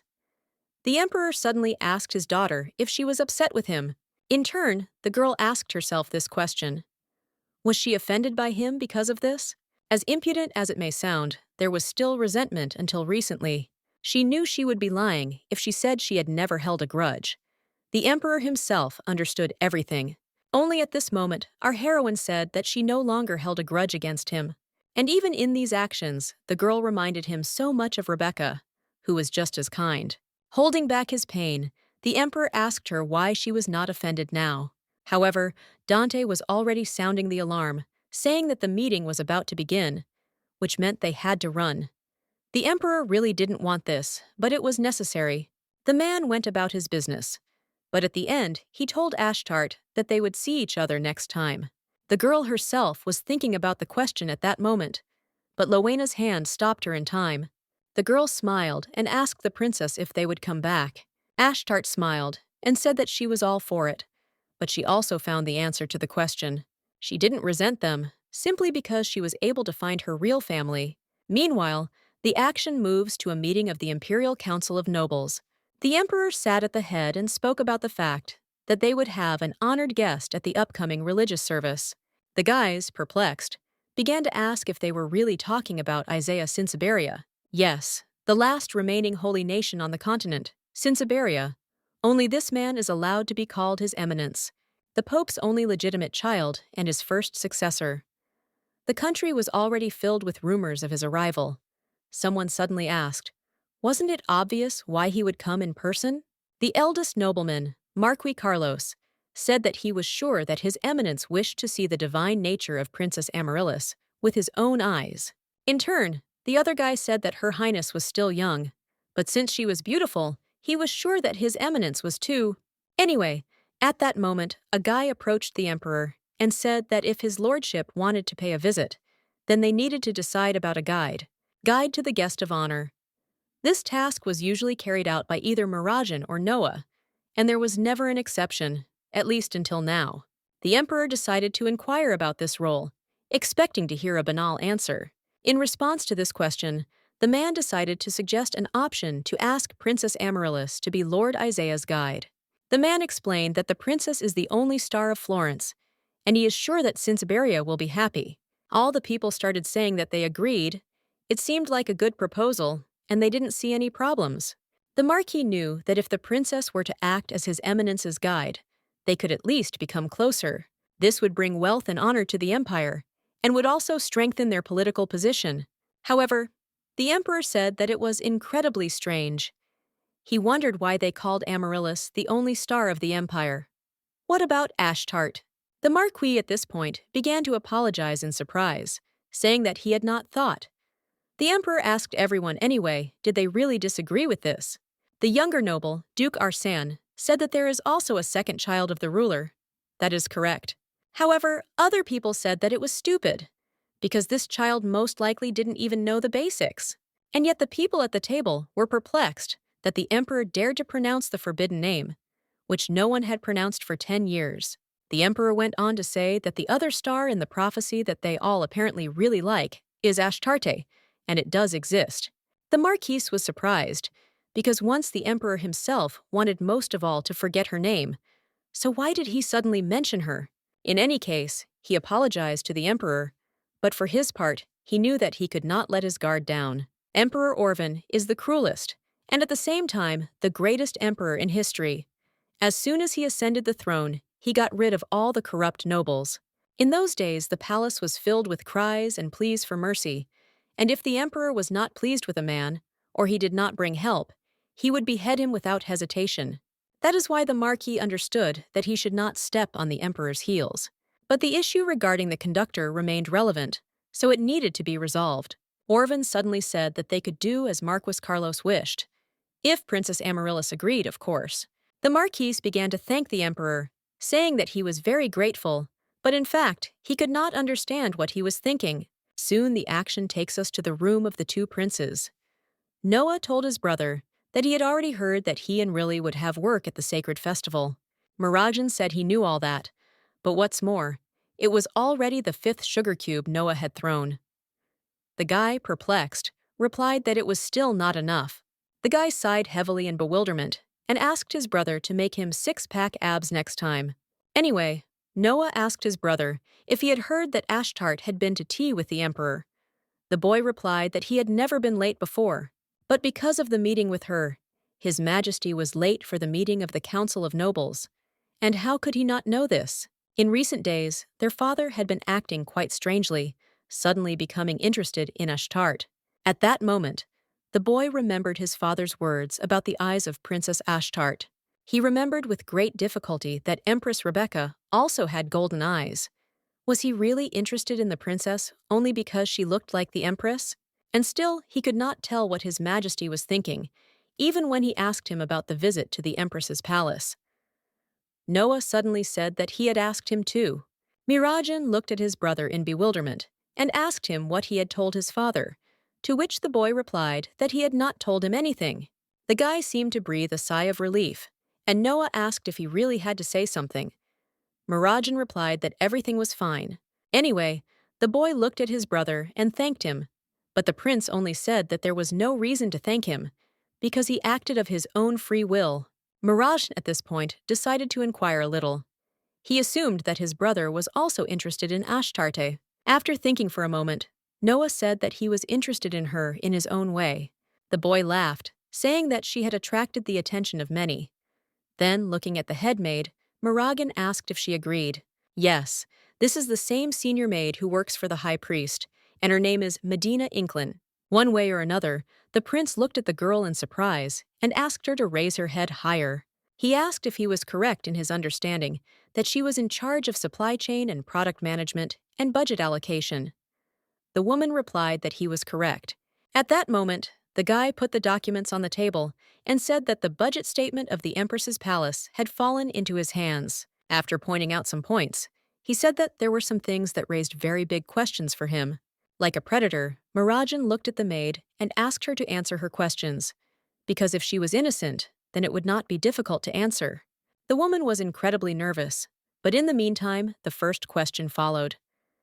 The guy asked if everything written in this statement was true. Medina was horrified because she remembered that the priest had promised to deal with this. And what should she do now? Silence fell over the room. The prince continued to ask the girl in surprise why she was silent. Based on the maid's reaction, he assumed there was a reason why she was having difficulty answering. He slammed the table and asked whether what he saw on the budget statement was true or not. The girl clearly remembered Horiom saying that there was evidence left in the budget statement, and he said that he would deal with it. Medina was incredibly angry, but she was sure that the high priest would not abandon her just because they were both involved in this. Only because of this, she decided that she should not be afraid. At this moment, the girl turned to His Highness. The girl introduced herself, saying that she had lived her whole life for the palace and Florence. The prince assumed that she was going to beg him. However, the girl began to cry and say that she did not know what was wrong. And anyway, she said that everything on the budget statement was correct, so she didn't understand what happened. At that moment, the prince hit the table with all his might and asked, "Is everything really true here?" The girl continued to answer briefly and clearly, saying that she swears on her honor. Medina assured the princes that she had done nothing wrong. But only the maid knew one detail. If her lie is exposed, they will not limit themselves to simply banishing her from the palace. They will lock her in the dungeon for the rest of her days. And yet the girl continued to stand her ground, because she knew that she simply could not retreat. In any case, her fate was in the hands of the high priest. However, at that very moment, her words of joy were heard. The prince assumed that it seemed to be true. He said that her work was too perfect, that he did not believe it at first, but decided that he should praise her diligent and long service. He asked her not to worry. Medina told him that she would not dare, and to hear such words from the prince was a real honor for her. Only Mirajin continued to say that if the head maid was so hard-working, she should know that disrespecting the imperial family would at best cost her hanging. The girl at that moment turned pale and was whiter than anything white. She did not understand what the prince meant now. However, Mirajin told her that she could go. The girl bowed and asked for forgiveness. At this moment, the girl was about to leave the room, but a loud noise was heard behind her. Turning her head, she noticed Noah, who apologized to his brother, saying that the teacups were too fragile lately. The boy asked in confusion if his brother's hand was okay, to which the prince replied that everything was fine. However, at this time, Medina was horrified, because she realized for sure that Prince Noah had broken this cup on purpose. And yet, after a few moments, the girl left the office, and the feelings mixed together. Somehow, she managed to understand something for sure. She was absolutely sure that Princes Noah and Mirajin wanted to tell her not to do stupid things. The girl didn't really want to compare, but she still understood that next time it could be her in place of the cup. She instantly began to move away from this place. Meanwhile, Mirajin was very disappointed, because everything was as Medina said. In the budget statement, everything was correct. If we speak correctly, then everything was too perfect. He was absolutely sure that someone had deliberately fixed everything. The action at this time shifts to the knights, who were surprised to tell the captain that this was wrong. The boys were puzzled and asked if he was just going to leave. They all hoped that it wasn't true. However, Ashen declared that Vice Captain Alec would be their leader. The guy began to stutter in bewilderment. The guy was in shock and didn't even know how to describe his emotions, because even though he was the captain, and still he asked not to leave, and if he leaves, he must tell why. They assumed that he would marry a beautiful girl. At the very least, they asked him to reconsider his decision regarding Alec, but Ashen replied that he had served under him for a long time, which meant that they were all true knights. Ashen looked at them and said that knighthood would not fall just because he was not with them, so he asked everyone to take care of themselves and not forget about hard work. Looking at Lucas, the guy also added that he was now the vice captain. The guy, confused, began to ask what he was going to do if he was leaving them. The guy smiled and said that there was one aristocrat he would like to protect. After some time, he came to the prince's office with a letter. Mirajin looked at the envelope in surprise and asked what it was. Ashen replied in a calm voice that it was his resignation letter, and he asked for it to be accepted. Mirajin jumped up at this point in bewilderment and asked what the reason was. Why did he decide to leave the imperial knighthood? The guy told him that there was something he wanted to do before it was too late. The prince was surprised that everything was so important that he was ready to quit. But what is this? At this point, Ashen responded that he would like to be Princess Ashtart's protector. Mirajin was in incredible shock, because the reason why the stately knight wanted to become a pathetic guard was Ashtarte. The prince told him that he should know that the princess could not have her own knight without the emperor's decision. He would become a simple guard, which meant he would lose all the power he had. Mirajin continued to explain, saying that everything he took for granted would just disappear. And wouldn't he regret it? In response to all these words, Sir Ashen simply smiled and said that he knew about all this. Instead of this meaningless power, he chose to protect the person who means a lot to him. That's why the guy was confident that he was ready to do literally anything. Taking the envelope in his hands, the prince said that he understood and still accepted this resignation with respect for his decision. Ashen thanked His Highness. One way or another, the prince also noticed that Ashen already had his things, which meant that he was already getting ready to leave the palace immediately.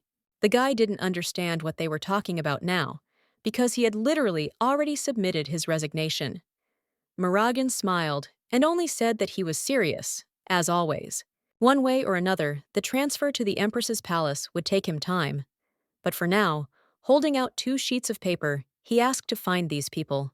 As he began to study the sheet in more detail, Ashen was only a little surprised, because he had seen or heard about these people before.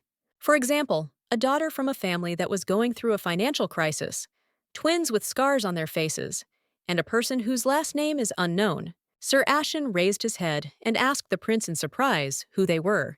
The boy replied that these were potential candidates for service in the Empress's palace. The boy asked in confusion what the candidates for the position of servants of the princess meant. Becoming a servant in the imperial palace is as honorable as being a knight, because it is not something that just anyone can do.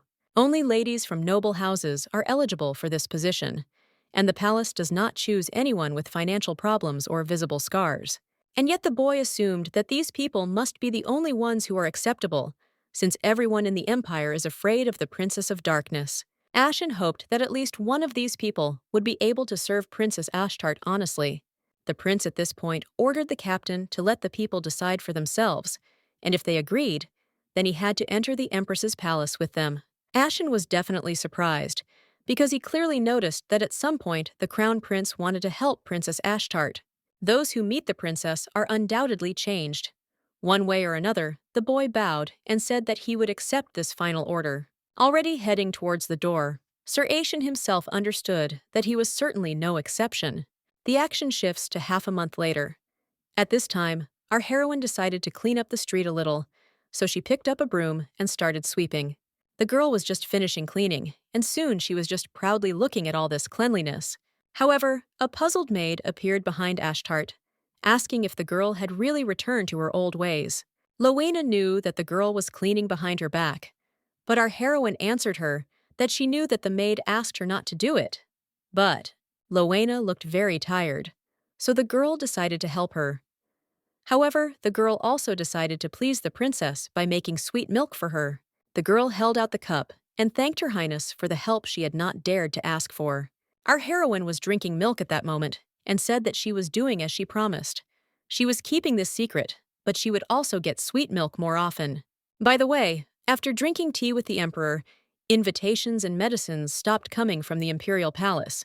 And what's even more surprising is that the girl noticed that even the princes stopped visiting her. And in fact, our heroine was only glad about this, because finally it became calm. But the next day, something happened that the girl certainly could not have expected. Ashen stood at the threshold of the palace, and he was not alone today. The guy greeted them and said what kind of people they were. In short, he introduced them as new servants appointed to the Empress's palace. All these people bowed down and told the princess that it was an honor for them to serve her. Lena was skeptical, so she asked Sir Ashen if they were really all the princess's servants. After all, these people wouldn't have been sent here if no one knew who they were. The girl asked who had authorized this. Ashen replied that it was all the prince's doing. As soon as Lena heard these words, she didn't even want to hear about it. The girl started complaining about him, but the guy told her that it was not what she thought. Lena pressed her lip and said that there was a limit to how much he could insult the princess. At that moment, all the guests who had come to the princess's door lowered their heads, realizing that they would most likely go back. Nevertheless, our heroine joyfully began to greet them and say that her name was Ashtart. Lena was shocked that the princess had destroyed her entire plan, but the girl began to communicate with everyone who was unfamiliar to her. Anyway, everything seemed fine. And what's more, all these girls applied voluntarily. Lena, of course, was shocked by what she heard, and Ashen at that moment asked her if she could accept them now. The girl said she didn't like it, but she couldn't continue to take care of the princess alone. Anyway, there was something else that interested her.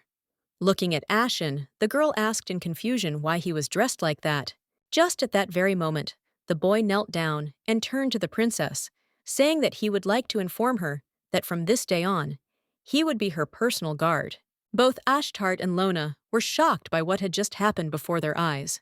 After some time, the girl asked him what about knighthood, to which the guy replied that everything would be fine with them without him, so there was no need to worry. The boy looked at the princess and said that he wanted to serve her, and it was his own decision, so he asked her not to blame himself. However, Ashtart didn't know for sure if it was okay to just give up the position of knight captain because of her. The girl began to ask herself questions. Would he be offended? And if he couldn't come back, even if he wanted to, would she be able to look him in the eye? Only at that moment, the guy turned to the princess and asked for forgiveness for his impudence. But still, his choice was the best decision in his life. He was glad that he would be the guard who would protect her from all dangers. That is why he assured the girl that he would never regret deciding to serve her. Never. At this time, Lena thought that she could trust Sir Ashen, but she didn't know for sure about the servants. In any case, the girl decided that she could send them back if they did not do their job well. At this point, the princess bowed down and said that from now on, she would be under his care, and now she asked if she could be free. The guy smiled and said that she shouldn't worry. The girl immediately stood up and headed towards the others. However, at that moment, Ashen seemed to read the maid's thoughts and asked to give those girls a chance. In any case, she could have stayed on the princess's side of her own free will. The girl sighed heavily and said that it was so, but she was still asked about it. The action moves forward a few days. An argument broke out on the street, in which the girl, perplexed, said that all this was her work. The new maid at the Empress's palace, Olga, said that she would not dare let the princess's hands get wet. Our heroine, perplexed, said that in that case she could simply help collect water. She couldn't help at all. Nevertheless, the maid thanked her, but said that there was nothing she needed to do. Our heroine sighed heavily at that moment, because this maid was just like Lena, who fought for her job. By the way, she was the best worker with the softest hands. A thoughtful and calm person, with light purple hair, Ashtart understood that she was involuntarily drawn to people with purple features in their appearance, so she would like to get closer to her. After some time, our heroine went back into the palace and immediately smelled a very delicious aroma. She couldn't confuse this smell with anything, because it was mashed potatoes. The girl immediately realized that this smell was coming from the kitchen. There were 2 girls in the kitchen. They knew it was almost lunchtime, so they wanted to hurry. One of them asked to put the food on the plates, and she would set them out. They were twins, the youngest of the new servants. The one on the left was called Moana Gerald, and the one on the right was Morgan. Our heroine looked at their faces and asked herself one question that interested her. Where did these scars on their faces come from? Either way, she knew she shouldn't really care about things like that. Ashtart was first and foremost excited about the opportunity to make new friends almost her age, Our heroine decided that she wanted to surprise them, and she and Lena sometimes played pranks on each other. At this point, Moana turned to Morgan and said that she forgot to ask before. Did she put the medicine on her scar? The girl immediately laughed and asked her sister not to be silly, because it had been obvious for a long time. Morgan asked her sister if she still thought that everything would heal if she used the medicine. Moana told her sister that she couldn't know for sure, and she wanted to know why the girl was so pessimistic. The doctor told them that it was good medicine. However, Morgan replied that this miracle cost only 30 copper coins, not even 1 silver coin. She thought it was strange, because quality medicine would be expensive. However, at that moment, Moana started talking about how there was going to be a holy festival soon. Morgan asked what that had to do with them. The girl immediately said that the priests of Siberia would come, and that meant there was hope. She proudly declared that perhaps a doctor using holy magic could help them. Ashtart realized from this conversation that the sisters were trying to heal their scars with holy magic. Morgan asked her sister in bewilderment if she had forgotten that even their parents couldn't accept them. They said they would rather they died. The girl asked them to think better about why they came to the Empress's palace and finally wake up from their dreams. Morgan sighed heavily and said that this was their reality, and for better or worse, they had to accept it. Our heroine had no idea they were in this situation, but she shouldn't have been eavesdropping. Ashtart decided she needed to leave before she was noticed. Soon our heroine approached the last place where there should have been another girl. Ashtart was afraid of being interrupted because she was patiently waiting for the right moment. She heard that the last maid is a pharmacist named Veronica. Since her arrival, she has been sitting in the medicine storage room. And by the way, Sir Ashen told her to go to Veronica if she got sick. Ashtart wondered if she would be bothering the girl if she just came. And yet the girl decided to go full speed ahead, thinking that she would just quickly greet her and return. But at that moment, Sir Ashen stood before her. Moreover, he was wounded. The girl asked what had happened. The guy smiled and said that everything was fine, because it was just a small scratch. Ashtart was telling him to hurry up and stop the bleeding anyway. After all, they had a bunch of drugs for this, which His Majesty sent. In fact, the door opened in this way. Inside the building, there was a pharmacist and the new maid, Veronica, who was busy with something at that moment. The girl immediately noticed that she had guests, and also that one of the guests needed help. Taking the medicine, the girl said it would burn a little, but Ashen said it was okay. In that case, you had to endure it for literally a second. Shortly after these words, Veronica turned the bottle of potion over and poured it onto Sir Ashen's wound. In just a moment, the wound closed and all the blood disappeared. It was amazing. Ashtart was amazed that Veronica could make such effective medicines. Sir Ashen at this point asked the pharmacist in surprise if she had really used holy water, to which the girl replied that this medicine was similar to it, but they were different. She explained that it was araberk, a medicinal herb used to relieve pain and stop bleeding.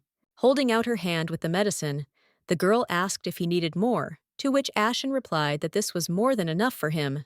Our heroine really liked the medicine that heals wounds, and she immediately came up with a plan. The girl approached the pharmacist and asked if she could borrow this potion for her.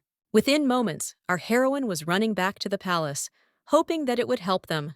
At this moment, Veronica was watching the princess and said that she was very different from the rumors, because people say that she is an evil person.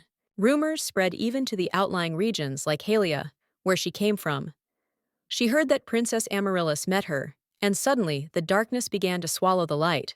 All she heard were only negative rumors, so she was scared that when she got the chance to become a maid. And yet, the girl decided that rumors should never be trusted. To say that someone whose hands were rough from working at such a young age was evil was simply not an option. At that moment, Veronica thought, because she wondered if the princess wanted to heal her wounds covered with scars or what. Suddenly, the girl asked Ashen where he got so hurt. She was surprised that the Empress's palace was such a dangerous place, to which the guy sheepishly began to say that it was an accident and nothing more. The guy said he could have tried harder, but he managed to get a mistake. The girl still didn't understand what was going on. The action takes us back a bit. Lena was confused and asked Sir Ashen what he was doing. She screamed in confusion and asked why he was playing with the sword like that, to which the guy proudly replied that it was acrobatic practice. He thought that the princess might like it. Actually, there is no need to think about how he got hurt, because the trick did not go according to plan. In any case, we are again transported to the kitchen. Our heroine at this moment found only Moana, who was afraid of the Princess of Darkness, but the girl asked where Morgan was now. The girl, horrified, began to ask why she was looking for her, and immediately began to apologize for her sister. Ashtart was shocked, but immediately said that she was not angry. The girl explained that she came because she had a gift for them. Now at this moment, Moana was very surprised. Our heroine handed over the ointment, saying that it heals scars very well. The girl smiled and said that Veronica told her that she needed to apply it regularly for a week. Moana did not believe that the princess took this expensive medicine for simple servants. Anyway, stuttering, the girl thanked Her Highness. The girl pressed the bottle and said that they would be happy to use it. However, at that moment, Morgan came up and snatched the medicine and said that it was not necessary. The girl asked for forgiveness, but asked Her Highness to take the ointment, because they did not need it. Moana asked why she was acting like that, but her sister asked her to be quiet. Then she asked Ashtart if she understood correctly that it was Veronica's ointment. The girl said that there was no reason for them to take this ointment, because it did not work on old scars. They had already tried this ointment when they first met Veronica. That is why the girl insisted and claimed that their scars would never heal. That is why she asked not to give false hope that they would be able to heal these scars. Our heroine was surprised by her look, because it was different from her sister's. Moana showed that she wanted to try something else. Only the girl understood that Morgan had already given in. The girl asked the princess for forgiveness, one way or another, if she had crossed the line, but asked to be allowed to take her leave. The action moves to 2 days later. Our heroine came to Veronica again, and this time she wanted to find an ointment that could heal old scars. She immediately realized that this medicine was not for her. One way or another, the girl began to nod her head, and Veronica suddenly asked if these ointments were by any chance for Morgan and Moana. The girl answered the princess that, unfortunately, medicine cannot fix everything. Our heroine was very disappointed. The pharmacist suddenly said that it would be difficult to do anything without using magic, and then the girl's eyes regained hope. She looked at Veronica and asked what kind of magic was needed. The girl asked again in surprise. Our heroine repeated that she had just said that the twins could be cured with magic, so what kind of magic could have cured these scars? The girl laughed at that moment and said that she was an ordinary doctor, so she couldn't know about something like that. Though if she thought about it, she heard that the crown prince had deciphered a holy spell, and she heard that it was some kind of miraculous healing magic. One way or another, she was sure that only the prince was capable of using this, and in general, she did not know why she was telling this. And her question was relevant, because at that time the princess was no longer around. Ashtart at this moment received hope again, because she understood that the crown prince Mirajin had deciphered the holy spell. Only His Highness knew this spell, but there are no spells that she could not cast. Soon she began to read his notes. Deciphered magic, failed spells, spells that had not yet been deciphered. After just a few moments, our heroine was incredibly happy, because she was able to find what she was looking for. Holy magic successfully deciphered. It was a high-level holy magic that restored lost body parts. Ashtart definitely decided that this should heal the old scars. Then Moana and Morgan will no longer have to hide. But now the problem was different. She had promised Lena to keep her magic a secret. Moreover, she remembered how she had sworn on her little fingers, and that could not be broken. However, she wanted to help her friends too much, so she asked the maid for forgiveness in advance. The action shifts to a few days later. Princess Amaryllis, as decided, was the person who greeted the guests. And by the way, the Lord was supposed to arrive soon, so why did it have to rain like that? The maid assumed that the heavens were displeased. The girl said that according to rumors, Lord Isaiah is very handsome, and she is also the light of Firenze. Surely the heavens will be jealous when such a perfect couple appears together. Amaryllis was very pleased with such good flattery. The girl at this point said that she was initially irritated that she would have to be a guide for someone she didn't know, but everyone praised how handsome he was. But it couldn't be otherwise, because isn't this the least requirement for her future groom? The girl nodded her head, thinking that she would first show him the lily garden, which does not fade even with the changing of the seasons. At this time, the royal convoy arrived at the palace, walking right through the pouring rain. Soon after, a few moments later, the supposed heir to the high priest, Isaiah Sinsaberia, emerged from the carriage, asking if this was really the Florence palace. At that moment, the boy felt a strange aura. The assistant approached him and asked if everything was okay, to which he replied that he was simply tired from the long carriage ride. But in reality, he couldn't understand what this feeling was, because he felt something ominous somewhere nearby. The action shifts to the very beginning of the holy festival. Princess Amaryllis was showing Lord Isaiah the garden of lilies that His Majesty had given her. Isaiah asked in surprise if it was really lily season, to which the girl replied that she had asked her brother to make the garden bloom all year round. The sight and scent of lilies delighted the princess every day, so she adored this garden. At that moment, the girl realized that the more she looked at Isaiah, the more handsome he seemed to her. The head maid said that boys become more masculine with age. Just thinking about Isaiah reaching this point made her almost faint. Golden locks that shine like the bright sun, and those eyes like sparkling sapphires. If such a beautiful face is not her destiny, then who would be suitable for this role? However, at this point, Isaiah said that he was very grateful that she had invited him to such a beautiful place, but he was tired after a long journey. He apologized and said that if she didn't mind, she could walk him to his quarters. The girl was shocked by what she heard, and moreover, she definitely felt something. Although he was smiling, she definitely felt cold from him. Amaryllis at this point apologized and said that she had not had guests for a long time, so she got a little carried away and was unable to show sensitivity. The guy at that moment said that everything was quite the opposite. He was embarrassed that he was not able to properly take care of his condition. The girl smiled and said that she would immediately take him to the chambers, and he needed to follow her. Soon people approached His Holiness and asked if everything was okay. The boy replied that he had a bad feeling.